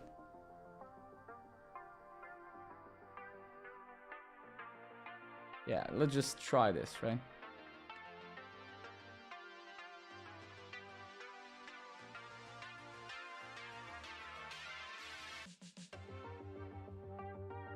I'm sure that it doesn't need most of those, but especially not discussions. But let's just brute force it. Deployments, checks, actions. I think I gave it all. Actions, yeah. Checks, yeah. Contents, yes. Deployments, yes. Discussions, yes. ID token, yes.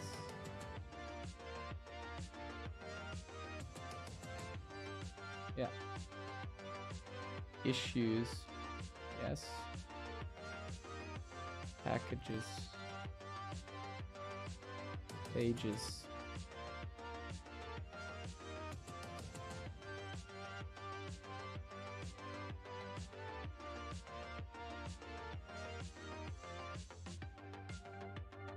And statuses, right?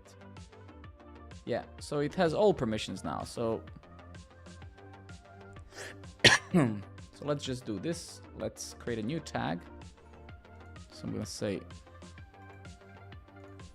set all permissions to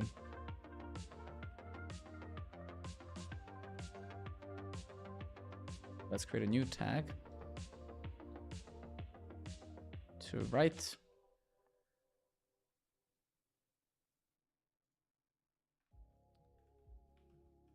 Let's create a new tag. Let's push a new tag. And let's see now. So if it fails again and it has all permissions, then I don't know. Then I don't know what the problem is. We'll need to debug, right? But I gave it all the rights. So it has all the permissions now. And it's a little bit strange. Let's actually just review the whole workflow. So this workflow is getting triggered when a new tag is pushed. So all of this is passing. We basically fail.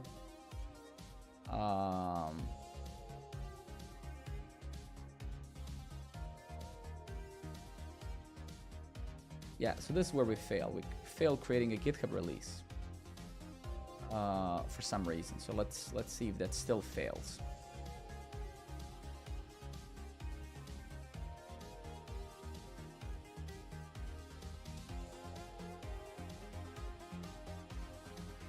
Maybe the extraction of the tag also fails. Name, branch, or tag, echo, GitHub ref.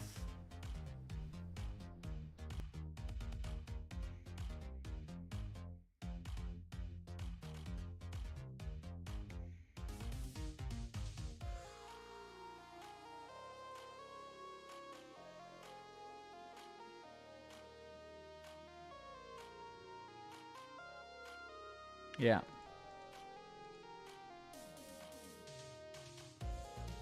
Yeah, that's the only thing I can think about, that it just doesn't actually extract. But it does actually extract. You'll see now when we get to the actual, to this step in the pipeline, right? It does actually extract the name, but it fails for some reason. And I think it is a permission issue. Yeah, it's still, yeah, so I don't fucking know. It's super weird. But I can see that it does in fact extracts. Here's the release name, release. So here's the version. That's all good. Pre-release, GitHub token. It did actually read it. Resource not accessible by integration. Super weird. Let's see about this action. Is this some obsoleted action? Is it something else that? So this repository is archived. Look, so if there's something else that we should be using.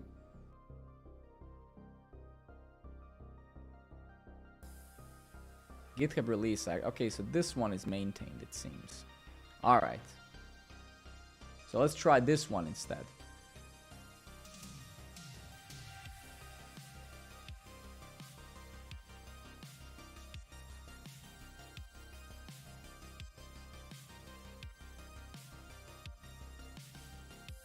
Good evening, buddy. How are we doing? So there's this one. All right, let's try changing the action, right? Let's see which one of those are the most used, right? So 652 stars, 3,000 stars, 1,000 stars. So this one seems to be the most used. Let's see, GitHub automatic. This action simplifies the GitHub release process by automatically uploading assets, generating change logs, handling. Yeah, this is amazing. So let's see, how do we use it? Pre-release. Oh, it's you, buddy. What's up, man? I haven't seen you in a while. How are you doing? I remember you. Alex is the best nicknames. What happened to that, man?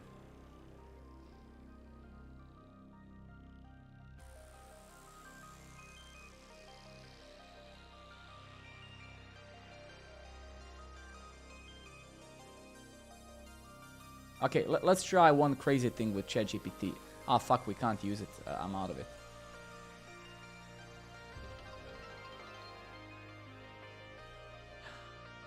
Neon. Thank you very much. So I think, yeah, so we have to switch to this. Create a new GitHub release when tags are pushed. Yeah, this is what we need. That's great. Generate a changelog from all commits between this and previous. Yeah, exactly. Super. So yeah, this is what we're already doing. That's great, right?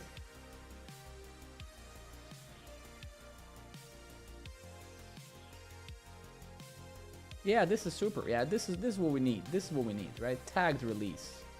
This is exactly what we need. Does this mean that we can actually, maybe, if we're lucky, we can just get rid of this? And this basically, yeah, well, I don't want it to be a job, right? I want it to be a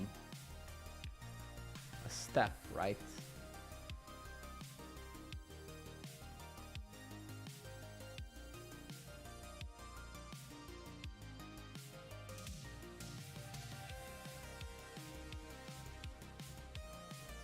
No. So we need basically, we need this, right?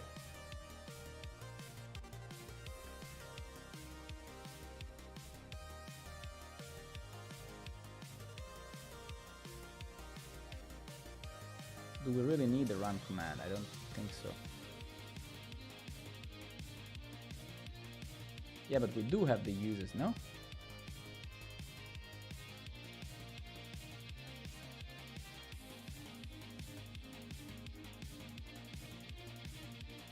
All right, I see.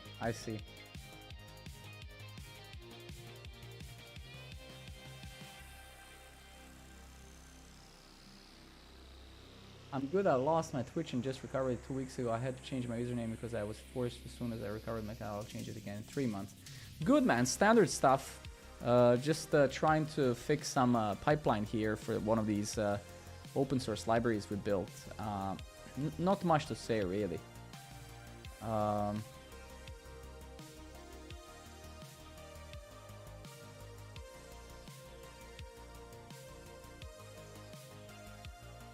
Standard stuff for the most part.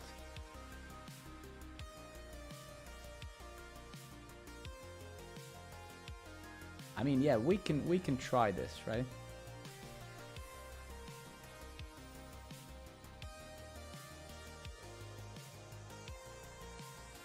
Are you still intelligent or more? Yeah, that's a good question, right? That's a good question. Was I ever?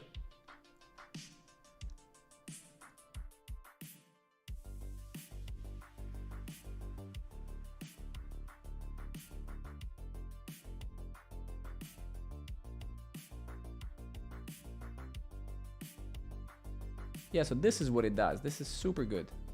And I really want this. And then there are assets here, right? Which I suppose, yeah, well, we need to see about that, right? We'll see. Good evening, Big.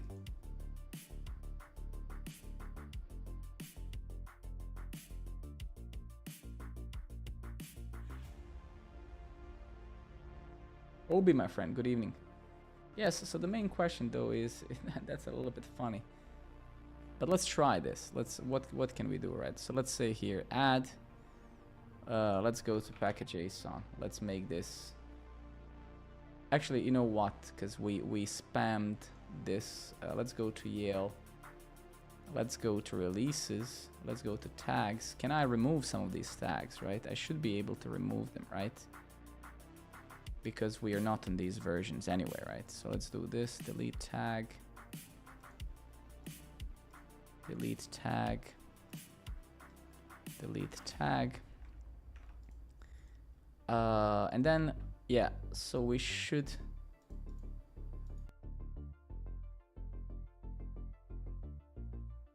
let's say, use this commit tag, what would this be, 12.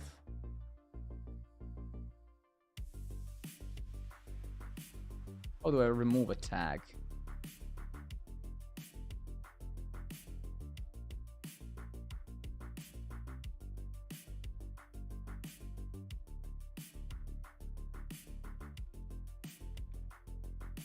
Yeah. I'm just doing the pipeline thing, Obi. Yeah, trying to just finalize that so we can kind of a little bit easier, right, do some of these things. Because yeah, whenever we make a change, right, we need to manually increment the version, blah blah blah. So I fixed that for the most part. I think we're almost there. It's just yeah, but it's fun, you know. I learned something new, and that's always exciting. Learning something new is always great. So I just aggregated the whole. I had 3 different workflows. Now we have 1 for this repository, right? And it's synchronous now in a way. So before, the jobs were running asynchronously, which was wrong. So now we first run the linting and tests, then we deploy to Storybook, and then we deploy to npm, right? But we are having issues with this. We're having issues with the automatic releases here on GitHub, right? So this workflow, amongst other things, also is supposed to automatically release a version here as well, right? So that's where we are a little bit stuck now. So that's what we're trying to fix. But it's going great. It's fine. I'm sure that we're gonna solve it. We just have to throw some time at it. What about yourself, dude? What have you been up to yourself?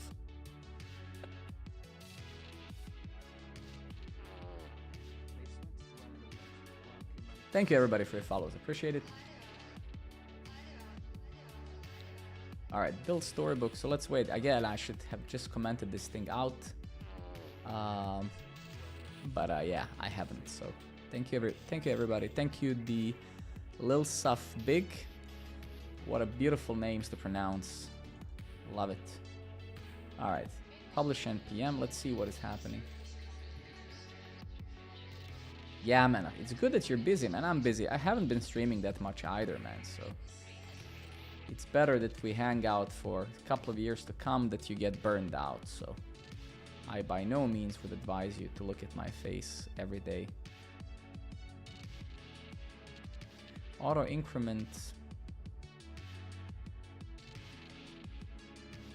All right, it's doing something. Let's see if it's gonna fail. Oh wow, it didn't actually fail. Okay. Wow, I think we're good. Yes, publishing to npm. Let's see. Okay, so almost. Wait a minute, let's go to our npm package. Yeah, man, we are here. We're gonna be hanging out for a long time. So, oh yeah, it worked. Beautiful. It's actually, it incremented way too much. It actually didn't. There's a reason for that. So let's just see why this exit code kind of made this fail. Let's see, forbidden, you can publish over the previously published versions. So this is good. It's just, I think, okay. So this is great. I think we fixed it. So we can see that it actually went full. So it's the only thing really that failed is this publish thing, right? Which is essentially npm publish, no git checks. Npm publish GitHub actions. I'm sure that there's some flag or something that we have to pass, right? PMP and action setup. What?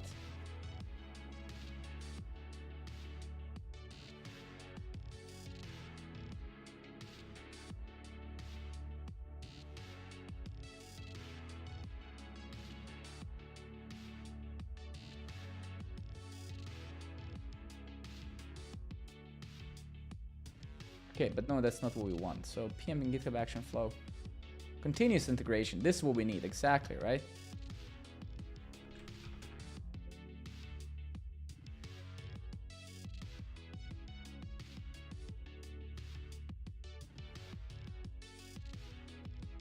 Let's see. I'm sure that there's something.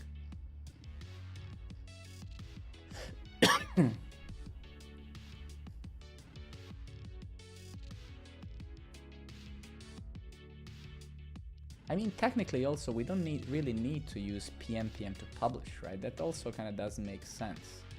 Why am I even using that? We can just use npm publish, right? pmrc, exactly. So why don't we just use npm anyway, right? Is that gonna do much? Wait, npm publish GitHub action. I don't think there's a difference, right? Publishing node packages. Where a local npm exists and has a registry value. Yeah, we have command uses the registry configurator. Yeah, we already have. You can use and set up node action to create local. We already have that. Good. If you add steps in your workflow to configure the publish config fields in your package, you don't need to specify registry URL action, but you will. Publishing packages to npm register. This is what we need, right? You can trigger a workflow to publish your package every time. The process is following example execute when the release event of type published is triggered.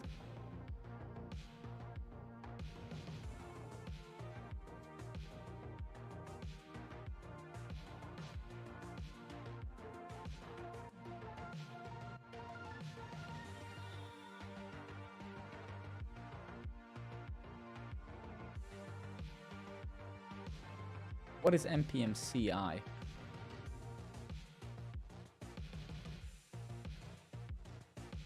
Ah, clean install. Yeah, sorry. Yeah, exactly.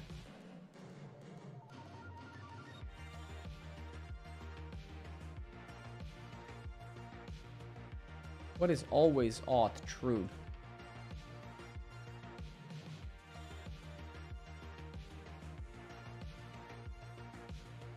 So what is this thing?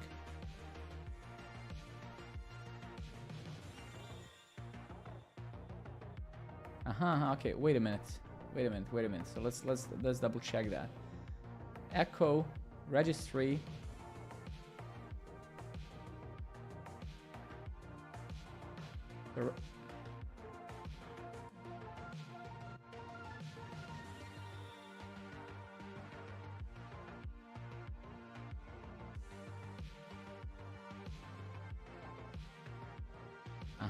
Okay, so we have this setup node action in which we can actually, I see. All right, so wait a minute. So that's not bad at all, right? So what we can do, it seems here, is so yeah, right? So we can actually pass this registry URL over here as well. Yeah, exactly, right?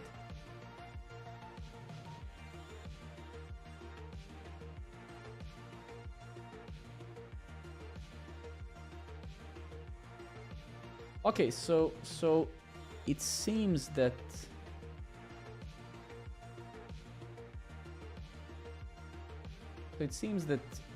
this thing here is gonna actually generate this file automatically. So maybe we don't need to do this manually. Right, in the example above, the setup node action creates npmrc file on the runner with the following contents. Please note that you need to set the registry URL to https registry npm in setup node to properly configure your credentials. Yeah, so that's good. That's good.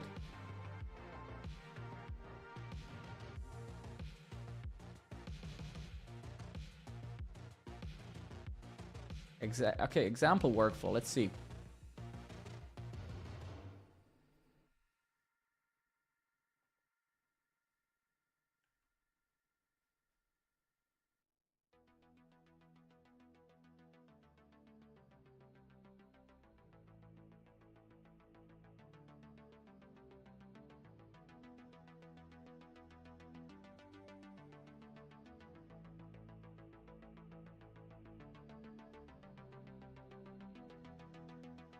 Do I have a programmer network organization here? I don't think so.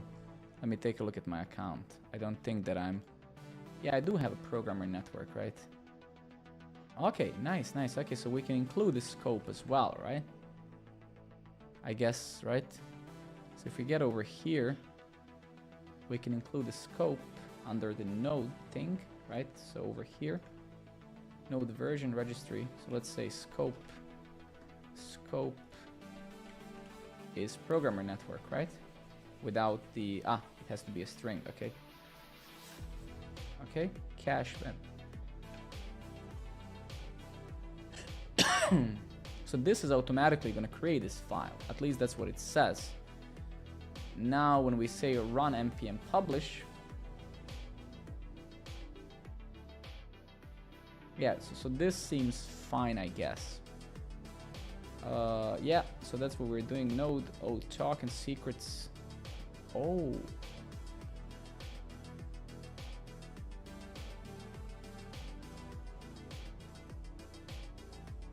That's a little bit weird. Why are they using GitHub token here and I'm using npm token?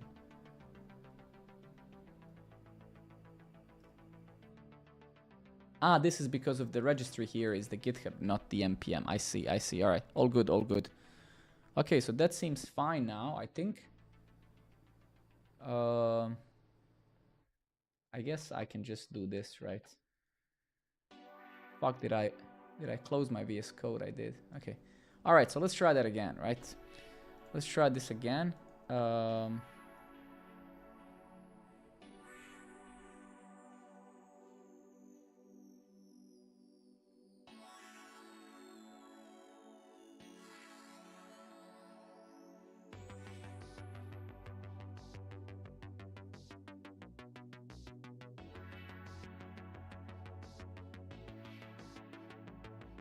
What's happening? Is my VS Code updating? I think it is.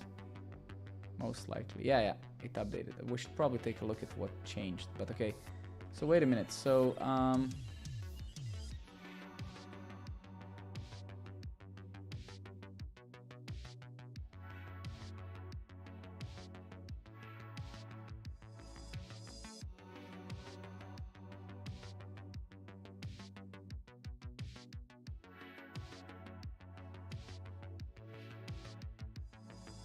I think this should be fine. Let's give it a shot, okay?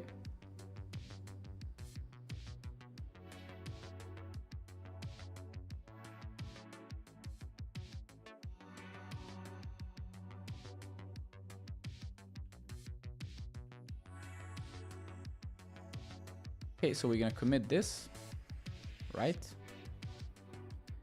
What we're gonna do is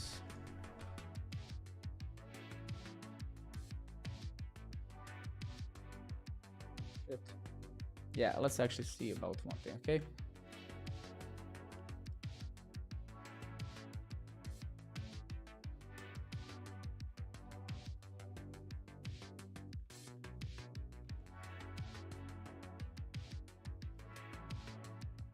If we do this,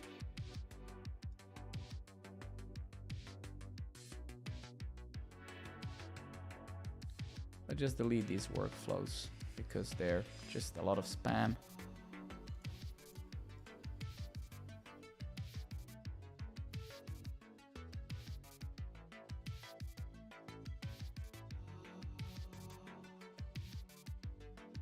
Yes, let's delete all of that. And this one, so the only thing, yeah, let's actually see. This would be interesting because now we actually follow the official GitHub's recommendation. This action setup node 3, which I suppose it's their own official, it's something maintained by GitHub. Or is it? Yeah, it is.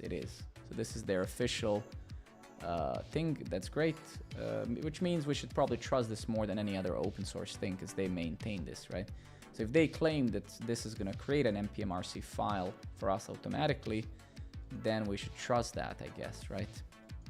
So let's wait for these things that we know that are going to pass to pass, and then, yeah.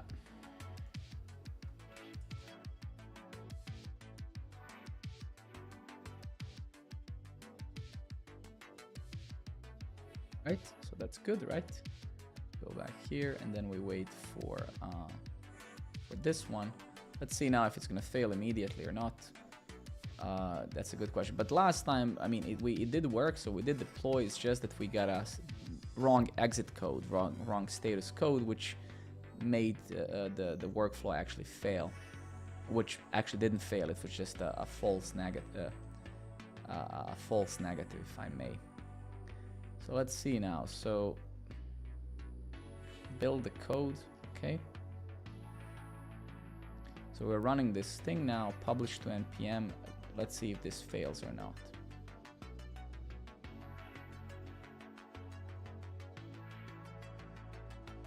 So this is good, I think. This failed now completely logically because I don't think that I've incremented the version, right? I don't think that I've incremented the version in my package.json, right? Because now I should have incremented this to 16, and then this bad boy here should have incremented that, I believe, to, so this npm version patch is essentially incrementing this number by 1, right?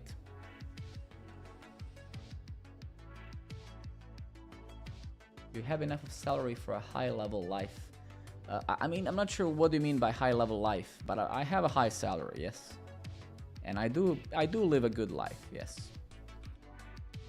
But high level life, you have to be more specific. Because money comes with, when you start making money, it comes with the, how would I say, diminishing returns, right? Once you have enough of money, then more money doesn't make much difference, right? I have enough, so more money wouldn't make that much of a difference, right? Okay.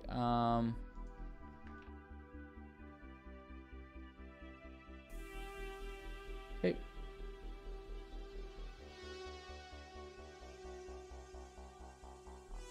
Tag.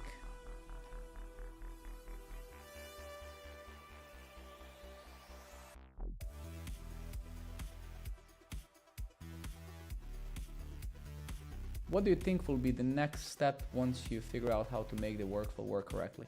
The thing is, Obi, what we started doing, right, is, as you know, I open sourced this thing, I open sourced a few other libraries, right, recently. So we now have to start using them in Programmer Network, right? So we need to start, and then what we started doing, we started opening up the platform a bit in a sense of, I'll show you, right? But there's a lot of stuff we have to do. There's so much work. There's a lot of stuff that we have to fix, improve, make better, blah, blah. I'm seeking advice on potentially changing jobs. Let me just copy paste the question. Absolutely, man. We can do some questions. I'm seeking advice on potentially changing jobs. After a successful 6-month probation as junior, I found my current task lacking in learning and impact. I face increasing pressures in my role, and I wish to find work with more meaningful projects. As my 1-year contract nears its end, I'm open to global opportunities or instance or whatever job change would. Okay, so I think I'm a little bit worried when I read this, right? And let me elaborate why. And if you've been watching my stream ever before, you know that this stream is real. I try to help people and I give them direct feedback. So I'm not an influencer, I'm not a YouTuber, I don't give a shit, right? I just try to help people genuinely. So I mean, you are a junior developer, right? So there's few red flags that I see here. You're a junior developer, right? You had a 6-month probation. You say, I find my current tasks lacking in impact, right? I mean, you're a junior, right? And you lack experience, you lack a lot of stuff, like any junior. That's normal, don't take me wrong. Which impact, right? You need to be more specific, right? I face increasing pressures in my role and I wish to find work, more meaningful projects. Those two things are not really connected, so I don't see how increasing pressure and meaningful projects connect. So I don't know exactly how should I break this question down, right? Pressure is part of life and you should start getting used to pressure. If pressure can be good, if you learn how to tame it, how to use it to your own advantage, right? It can help you focus, it can help you stop procrastination, it can help you stop wasting time, right? Okay, okay.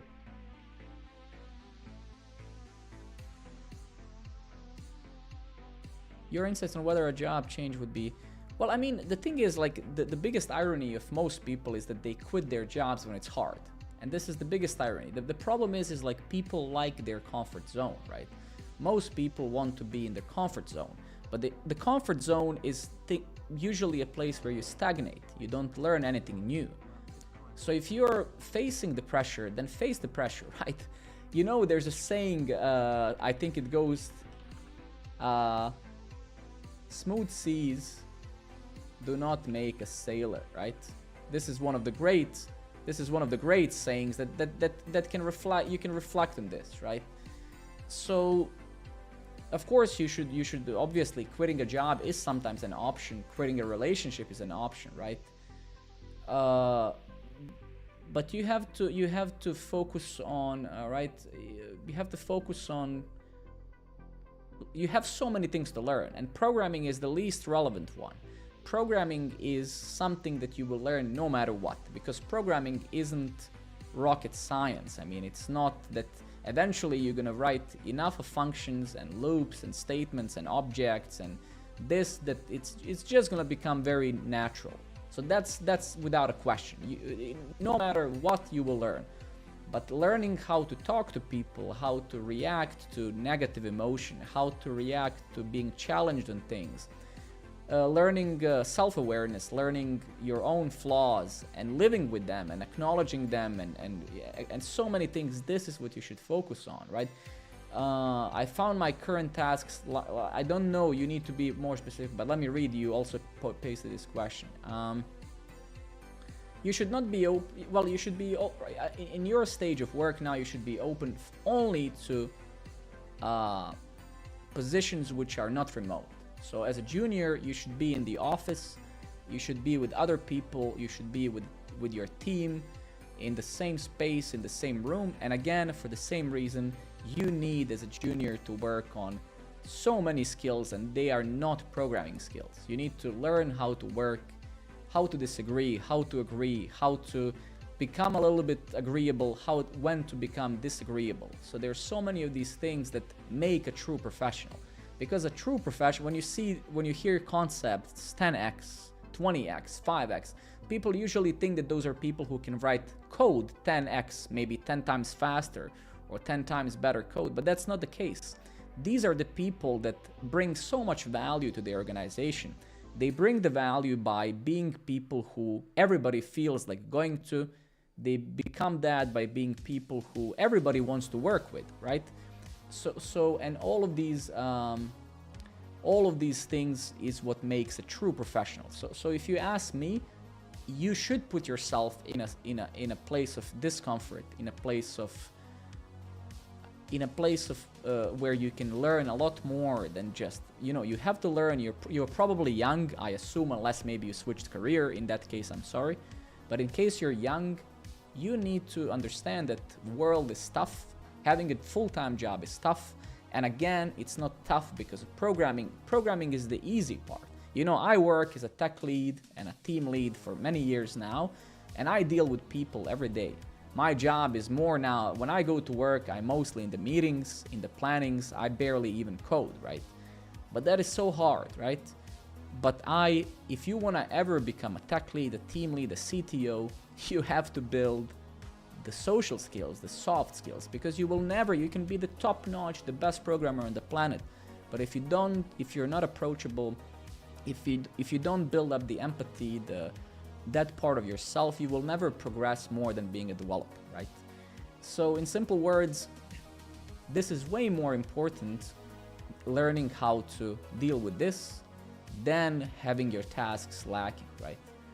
Because tasks are always going to be lacking something. You will never find a job where every moment of that job is going to be a learning opportunity, right?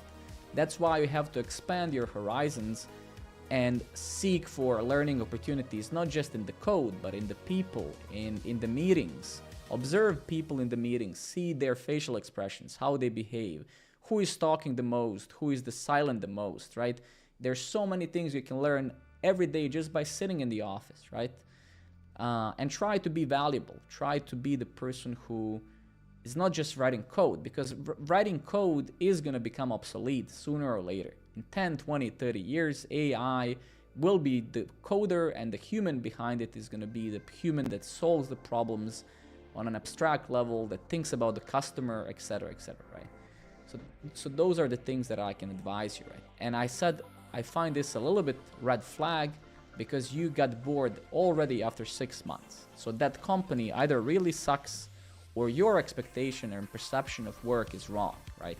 Because your job is going to be at least 50% of time boring, right? Eventually, once you learn whatever Reacts of the world, Goes of the world, Rusts of the world, you're going to be doing the same shit every day.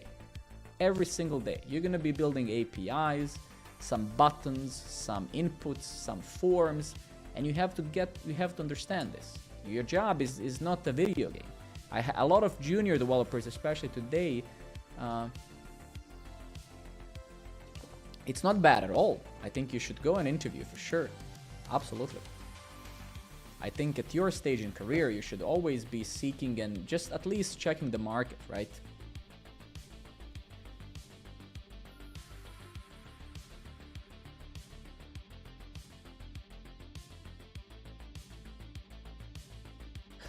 But again, don't try to... Solution is never quitting.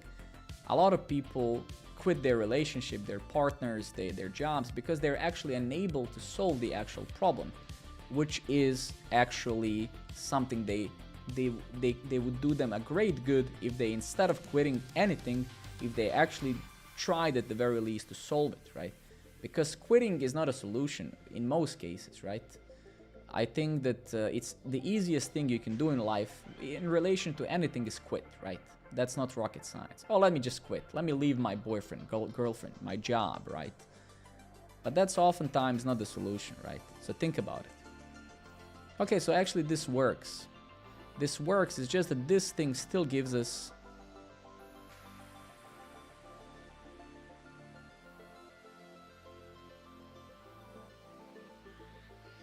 In most cases, you or one of your dependencies are requesting... Wait a minute.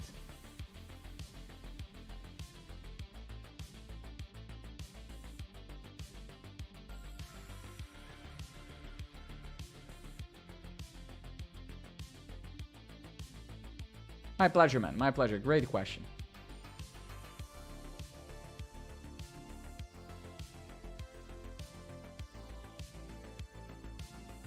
Okay, so what I actually see that it's happening here, it tries to submit twice. That's why it fails. Why the hell does it do it twice?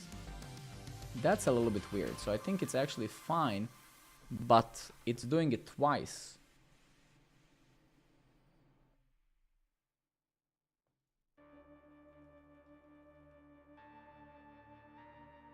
Fuck, I wonder if it's because of this.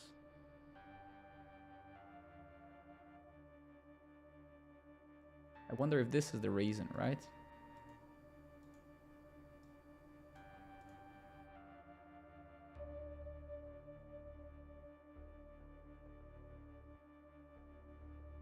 Wait a minute.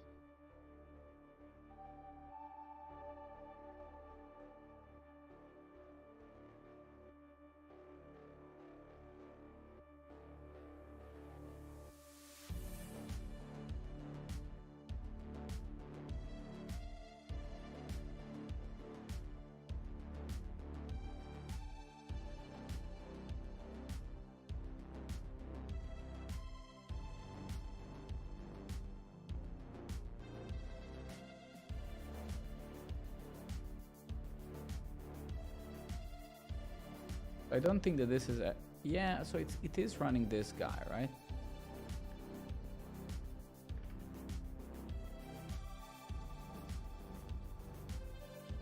What if I get rid of this, right? What if I do this? And then we try again.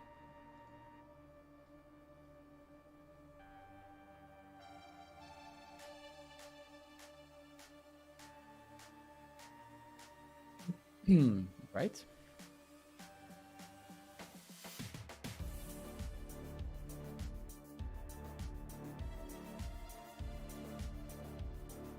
We need to do this as well, right? This is the only annoying part. I wish that there was some other environment for this, because some of those versions are super annoying. Okay, so, and let's actually stay consistent. Let's do this. Let's do this just for testing, and let's say push 17, right?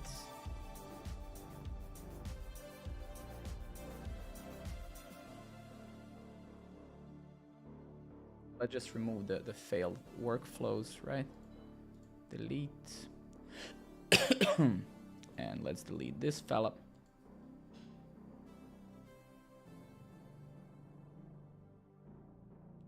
So it does work. We are, in fact, publishing. Yeah,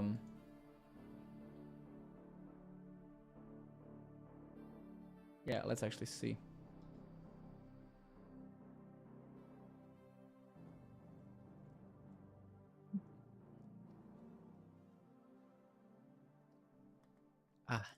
All right.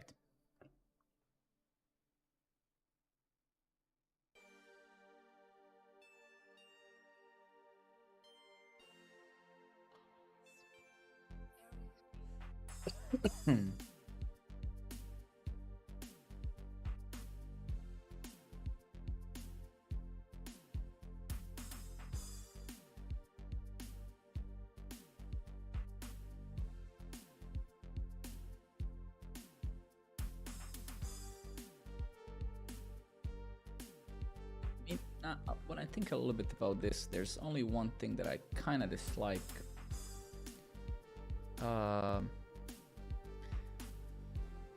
Yeah, I mean, this doesn't really work properly, right? Because this doesn't increment the version in package.json. So we would have to kind of make sure that during this step, whatever is in package.json automatically, right?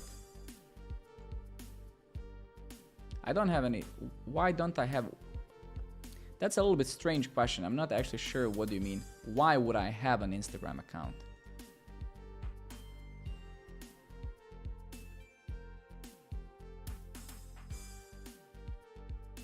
Ah, shit, we already...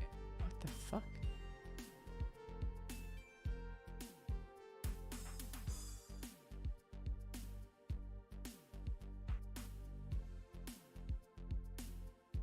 Oh no, it's okay. Releases, we can... No, actually, we can also get rid of those, right?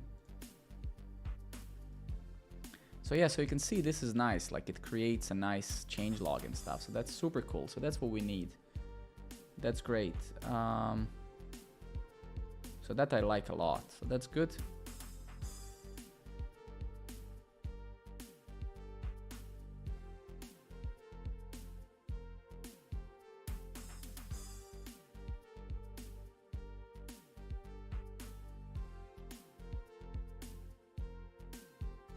All right, so let's go back here again. So let's go here. Let's try to rerun this where it failed. So we go here, rerun failed jobs, right?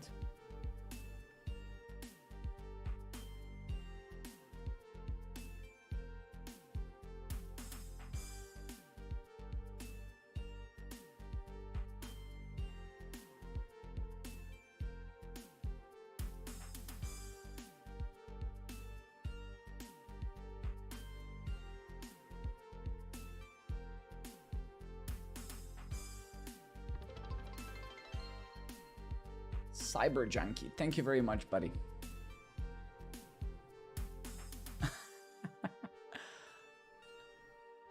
Fatal tag version 17. Is this because we deployed 17? All right.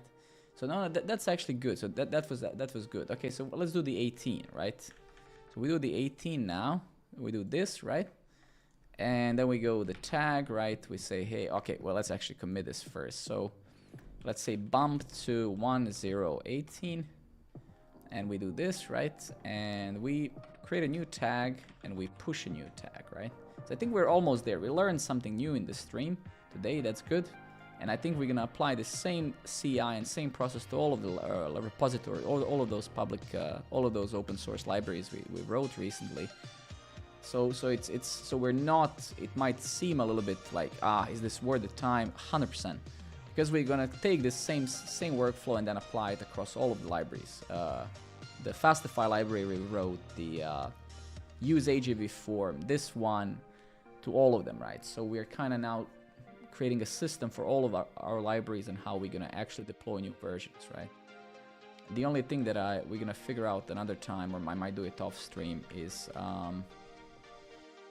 I think you can see now whenever I'm releasing a new version, I have to increment it manually myself. We could technically have a shell script or something in here, that would do that for us and then commit that file or whatever, or even implement it as part of the build, a local developer tools that when you commit, we have some pre-commit hook or whatever, do that for us, right? So pretty much do this. Leo is back. Leo, my friend, you can't live without me, man. That's just the fact. But we'll see. I'm actually very happy with this outcome. Very happy. We'll need to clean this up. I'll clean this up maybe during this session. Yeah, I don't think we need any of this. Maybe the contents. Actually, I started preparing a new video. I'm gonna record a new video tomorrow. Let me show you. It's gonna be called yeah, tomorrow you guys can expect shit, this is a different account. Tomorrow you can expect a new video. It's called a cost of tech debt. So I'm not gonna show you more, but I'm gonna speak about this tomorrow in a video. It's called the cost of tech debt and process neglection. So I'm gonna talk about it tomorrow. I need to finalize the slides a bit and stuff. I think it's gonna be an interesting. Publish to npm. Wow, did it work? Oh my god! Finally, man. Finally, we got it. Okay, there we go. There we go. Beautiful. Okay, great.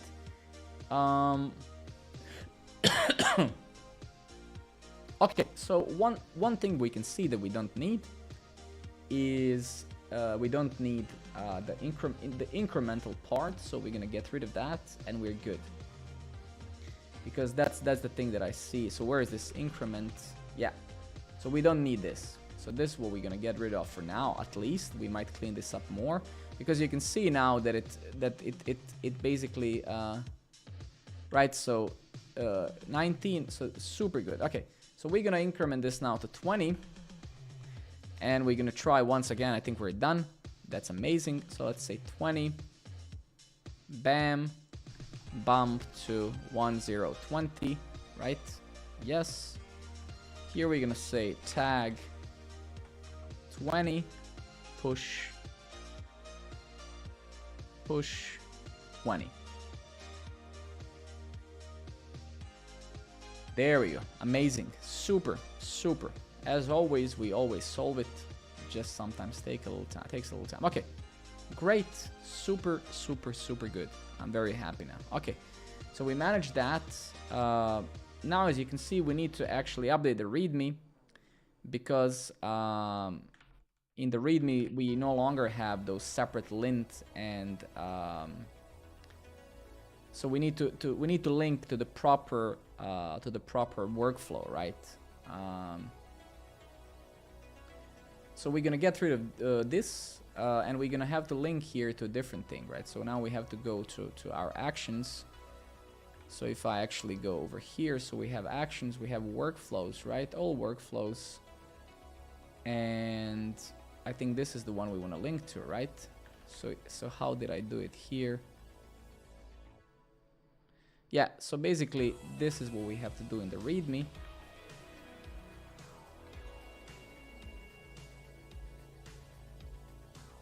Are you familiar with Git version? No, I don't know. I mean that's the problem with this stuff, man. I mean I'm not a DevOps engineer, right? I don't do this full time, so it's a little bit. I don't know. Maybe I do know, right? But right now, no. The answer is no. Right now, I don't remember anything like that. But if I saw it, maybe I would tell you, oh, I know. But I don't know now. I don't remember. All right, great. Good. Okay, super.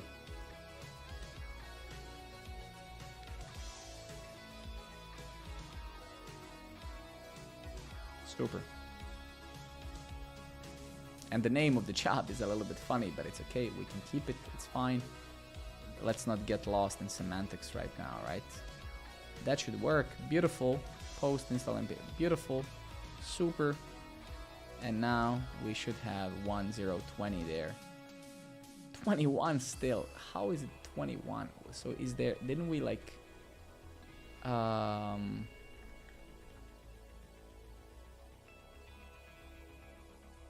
wait, give me a second. That's a little bit weird.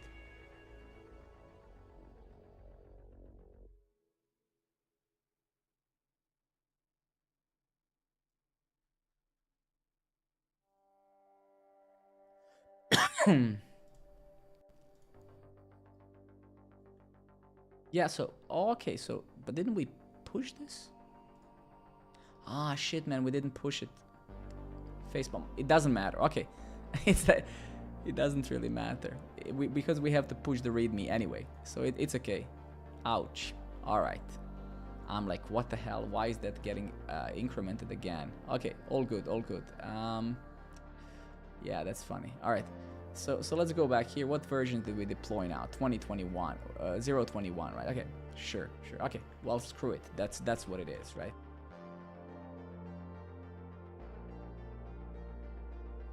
Yeah, for sure, Cockporn, 100%, man. I think I will have to take a look at that for sure, because right now I have to bump the version in package.json myself, right?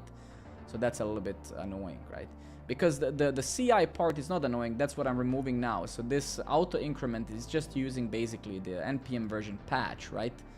But I don't need that. But you're 100% right. We will have to do what you're suggesting. Yes,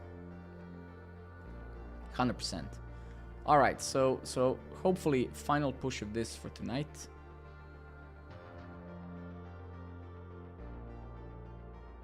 Wait a minute, let's make sure. What the what? Ah, okay, I see. I was working from my personal laptop, I think, so the form. Okay, never mind. All good. Okay, so what is this? What are we bumping to? 2022. Okay, bump 0, 1. A little closer to .NET. Okay, but we can find some alternative, I'm sure. All right, commit. Great. Tag, right? 2022. Push. And then we say 2022, right? And since we don't have any workflows now, right, it should be safe to sync this with master. We don't have any workflows being triggered by master right now. So what if I say git push? So that should still be fine, right? I think so.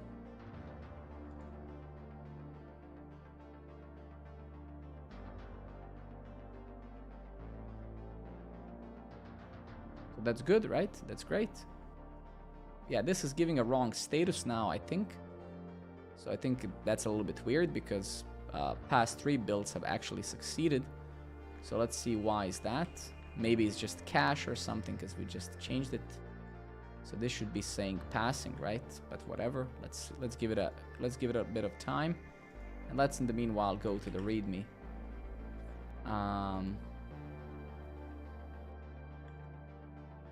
Yeah, that's strange. That's for sure strange. Let's go back here. Okay. And yeah, so last 3 ones have actually succeeded. So it's a little bit weird that it's. But I think it's just lagging a bit. I think it's just lagging a bit. It should actually show the right status soon. Let's see. So this should now actually publish. So it's publishing the storybook. So Linton test, publish storybook.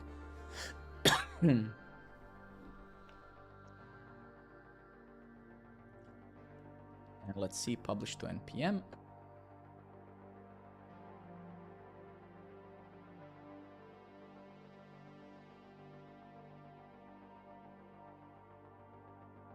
And let's actually see in a second if it's creating a GitHub release as well. Hopefully it is. And we need to take a look into those. Actually, they're saying that it's errors. A little bit weird, but we'll have to see. Okay, so all good, right? So now this should be 2022, I hope.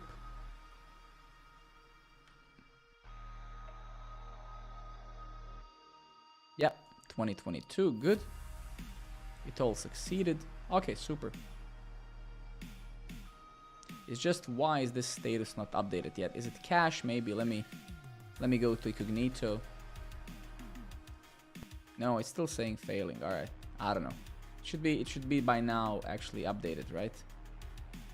Yeah, I mean, we can see that. Let's maybe let's also, yeah, wait a minute. Let's go to actions. Let's remove the failed ones.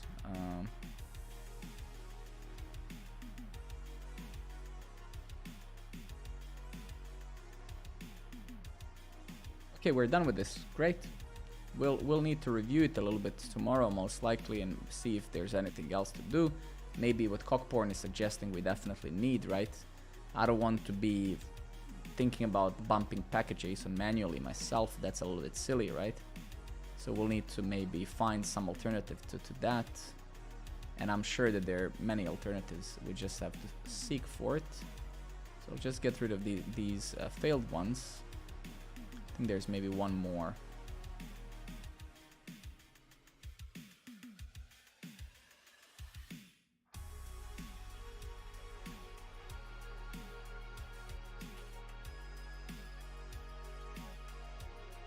Yeah, I think this is the, yeah. I think we removed all of the failed ones now. Still saying failing is super weird. I don't know why. Yeah, very strange. I don't actually genuinely know why is it saying that it's failing. Yeah, but let's give it some time. I think we failed so many of them till we made this work. So let's take a look if is this still published properly? It is. Beautiful. This is bumped. We'll give it a little bit of time. Let's take a look at the code. README. Okay, the code is updated as well. I can see it at least by the README. Okay, great. Okay, super. That's amazing. I like it. We solved it. Great. We're gonna do the same for other repositories, other open source libraries we built. And actually, if some of you want to give it a star, so this is kind of component library of Programmer Network, and then recently I also open sourced this. So if you need an awesome isomorphic validation library for React, definitely give this use AJV a try. I wrote this a year ago for Programmer Network, and I finally open sourced it. So if you need an awesome validation library that you can integrate super easily also with your Fastify or just share schemas isomorphically, I think it's a great library to give a shot to. Alright guys, let's take some questions if there are any. I'm happy to chat with some of you if you have any. Otherwise, I'm gonna head off. See if my wife is still awake. My kid is for sure asleep, but maybe try to catch her. But let's actually wait a minute or two and see if anybody needs some help, opinions, something. Do you have experience in? I mean, I was interested in that maybe 15, 20 years ago when I was younger, when I was maybe 18, right? I started my career as a Cisco engineer, right? In 2008, I worked as a Cisco engineer, right? So naturally, some of that stuff I had to know, yes. Network penetration, that's stuff that I did back then as a, right? But hacking is a very broad term, big blaster, right? Right, there's various types of things that involve into that, right? That, you know, but you can be a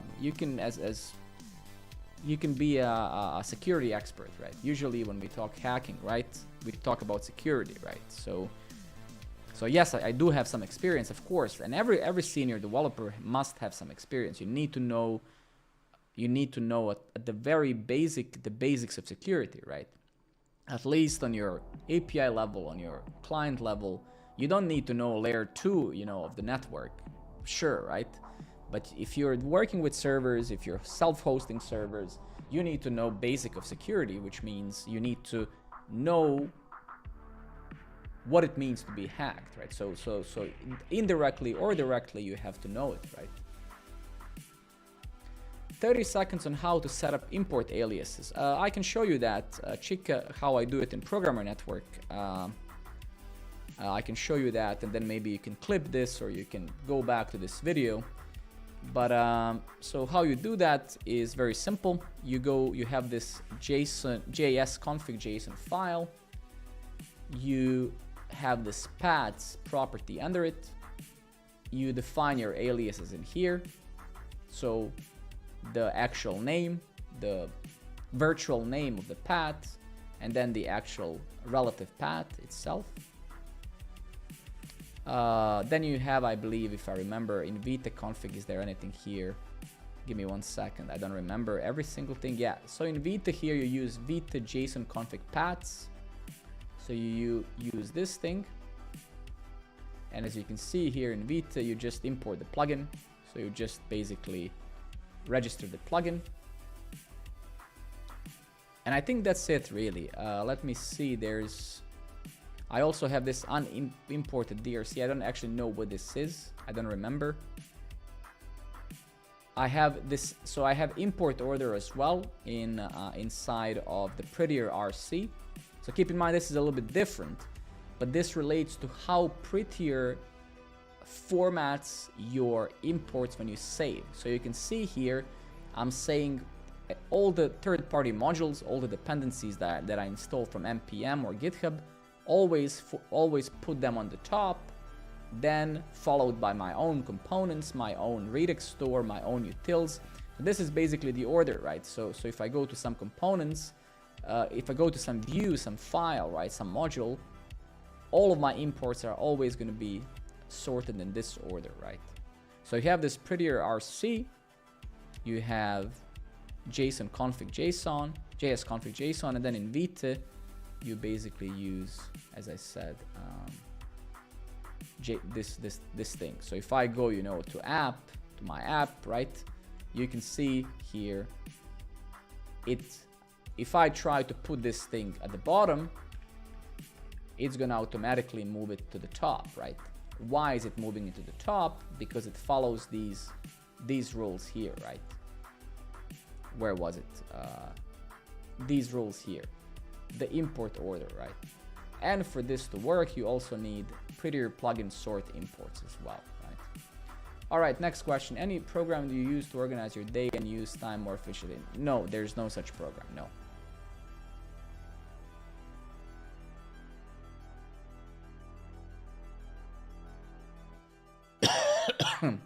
Any other questions? My pleasure, man. Any other questions, fellas?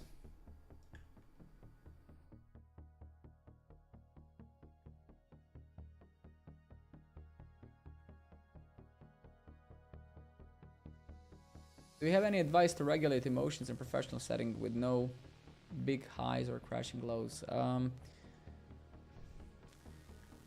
I mean, you have to grow up. I don't know. I'm sorry. I'm not you. Don't take me wrong. I know it's a very vague advice, but sooner you realize that that's part of life. Sooner you realize that you are an adult that cannot get triggered or sad every time you hear something that doesn't fit you. Better you're gonna do it, right? So it might not be anything else except yourself. Usually you are the problem. Usually we are the problem individually, right? You cannot get hurt, or you either have ego problems, right? Or you're too emotional. And there's nothing wrong in being too emotional. That's also a beautiful part of human beings, right? But you have to stop taking things personally and look at them professionally, right? So the only advice I have is, realize that people are not there to hurt you. People are there. Everybody has their own agenda. Every human being is fighting for themselves, and they have their own paths where they want to go, and you have to find your way amongst them, right? You have to find a balance, when to agree, when to disagree, when to shut up, when to say something. And it's a matter of just working with people. And year by year, you're going to get better. Do you have any particular setting on how front-end and back-end are running in localhost? No, not really. I'm not sure what you mean, Obi, but no. I mean, I just run separate services separately. You can run it in Docker if you want. But no, not really. There's nothing special in that sense. You just run whatever you're using. If you're using Vita, you're running it in this way. If you're using something else, you're running it in that way, right? So there isn't really many things there to right?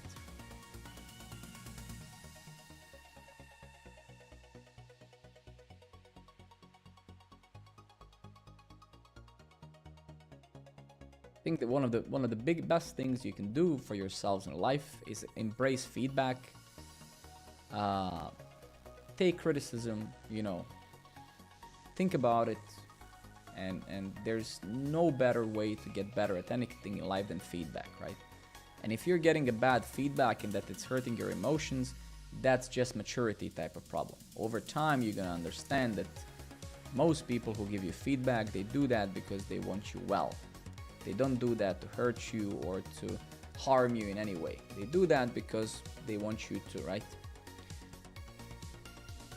So this can only be regulated, going back to Big Blaster's questions, it can only be regulated by maturing enough, by toughening up, by putting yourself in situations which do not fit you, where you don't feel comfortable. If you constantly avoid conflict, if you constantly avoid discussions, then you will always be soft. Then that's like wanting to be a boxer by never getting in a ring, right? And then you get in a ring and somebody beats the living shit out of you, right? So in order to learn how to deal with situations, you have to expose yourself to these situations, right? That's the only way, right? There's no other way.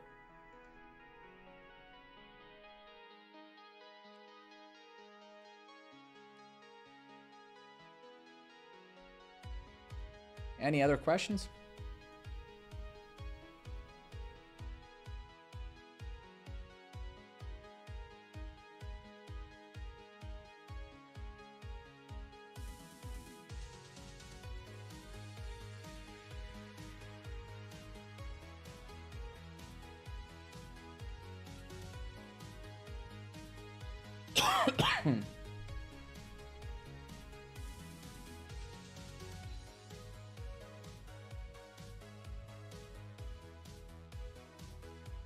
Let's wait a minute more and then we're gonna go and round it up.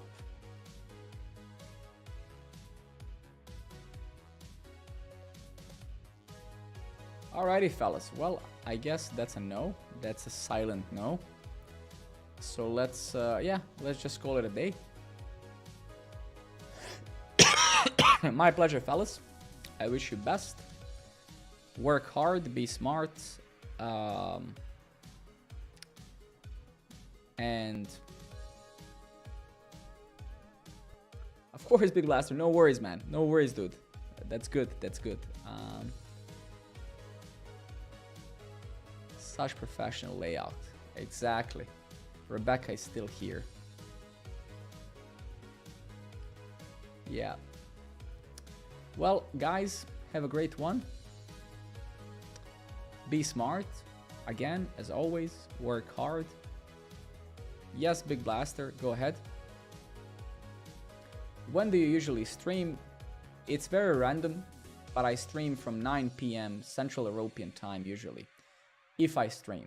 But sometimes I stream, sometimes I don't. I do this for fun. So if I feel like streaming, I'm gonna stream. If not, but in the evening. And in the weekends, I might stream during the day. But it's always unclear. The best place to follow is Discord. So if you kind of want to follow up, join Discord.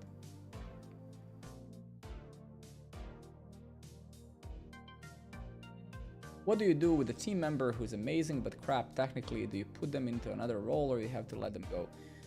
Well, can you elaborate a little bit more? What do you mean crap technically? That sounds very absolute. I don't think that...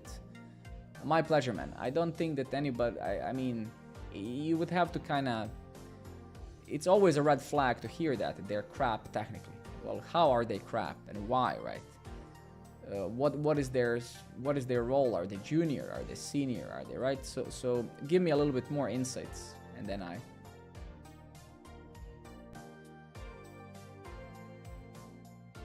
Their can't code.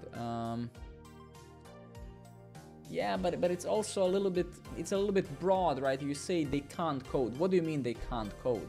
Can you elaborate a little bit more on these details, right? Because it's hard. I've never met in 15 years of my career a developer who got a job and couldn't code it at all, right?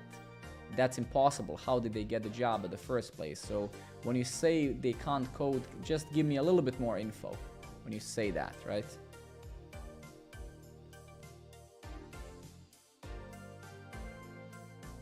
Yeah, I'm just gonna wait, but just give me a little bit more insights. You say they can't code. That's hard to believe that somebody who is... They're mid-level, but they can't do a feature on their own, always need help from a senior. But why needing help is necessarily a bad thing? They code at the level of someone with 3 months experience. Oh. Yeah, I mean, okay, I can just share my opinion, but I need to be very careful here, right? Because I don't know the person, I don't know the whole situation, I don't know your organization, right? How long has that person been in your company?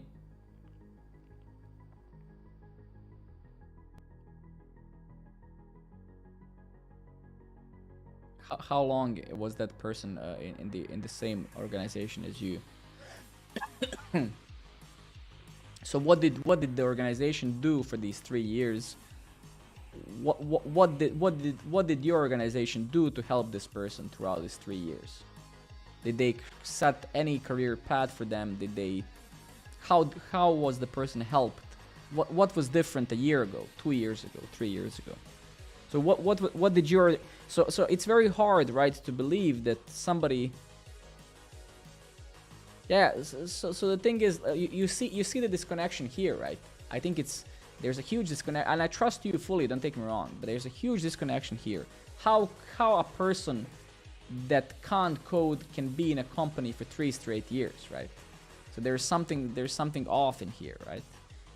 And if that person was in a company for 3 years and it really sucked, then how the hell have they been there for 3 years and they sucked? So there's some responsibility on someone on that, right? So you can see that it doesn't seem to me just absolute like that, right? It's a little bit unfair. So it's obviously your organization failing to help this person or to fire this person or to do something, right? I don't think that it's ever in anyone's interest to fire anybody because that costs money. So you see kind of when you twist this thought process a little bit, you can say, well, how is this person who can barely code been here for 3 years as a mid-level developer, right?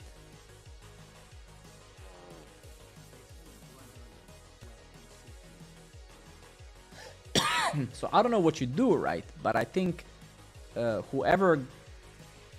It seems to me that the organization didn't do really well there, right? Because you cannot... I think the best example of this is when a boyfriend and a girlfriend, when they fight. And, I remember when I was younger, I would... my girlfriend would come to me a year later and say, why the hell did you say that to me? I'm like, when? And she's like, in December 2017 or some shit like that, right? You get what I mean? I think you know what I mean. So it's like, you cannot have for someone for 3 years and then tell them, hey, you're actually shitty at code, right? I mean, what did you wait for 3 years, right? So it's a hard one, right? It doesn't seem to me, when I hear it, Big Blaster, it doesn't seem realistic. It doesn't seem true, right? That somebody can be so bad and yet work in the same place for 3 years, right? That's difficult. But what can you do? Well, you have to sit with that person and give them feedback. You cannot just move someone to a different team. You have to identify what the problem is and say, look, you've been here for X amount of time and we think that you haven't grown enough. Let's make a plan for you so we can identify your weak spots and you can work on them, right? It's your organizational, it's in your interest of your organization to help this person, right? So you sit with such person and you have to tell them the feedback, right? You cannot just go and say you can't write code because that's not correct, right? And it's not true. So you have to create a plan for this person. You need to have it in written. So if you do want to fire this person, you have to have everything in written contract, right? And I don't think that you can just move the person to non-technical position. I don't think that person would be happy with that, right?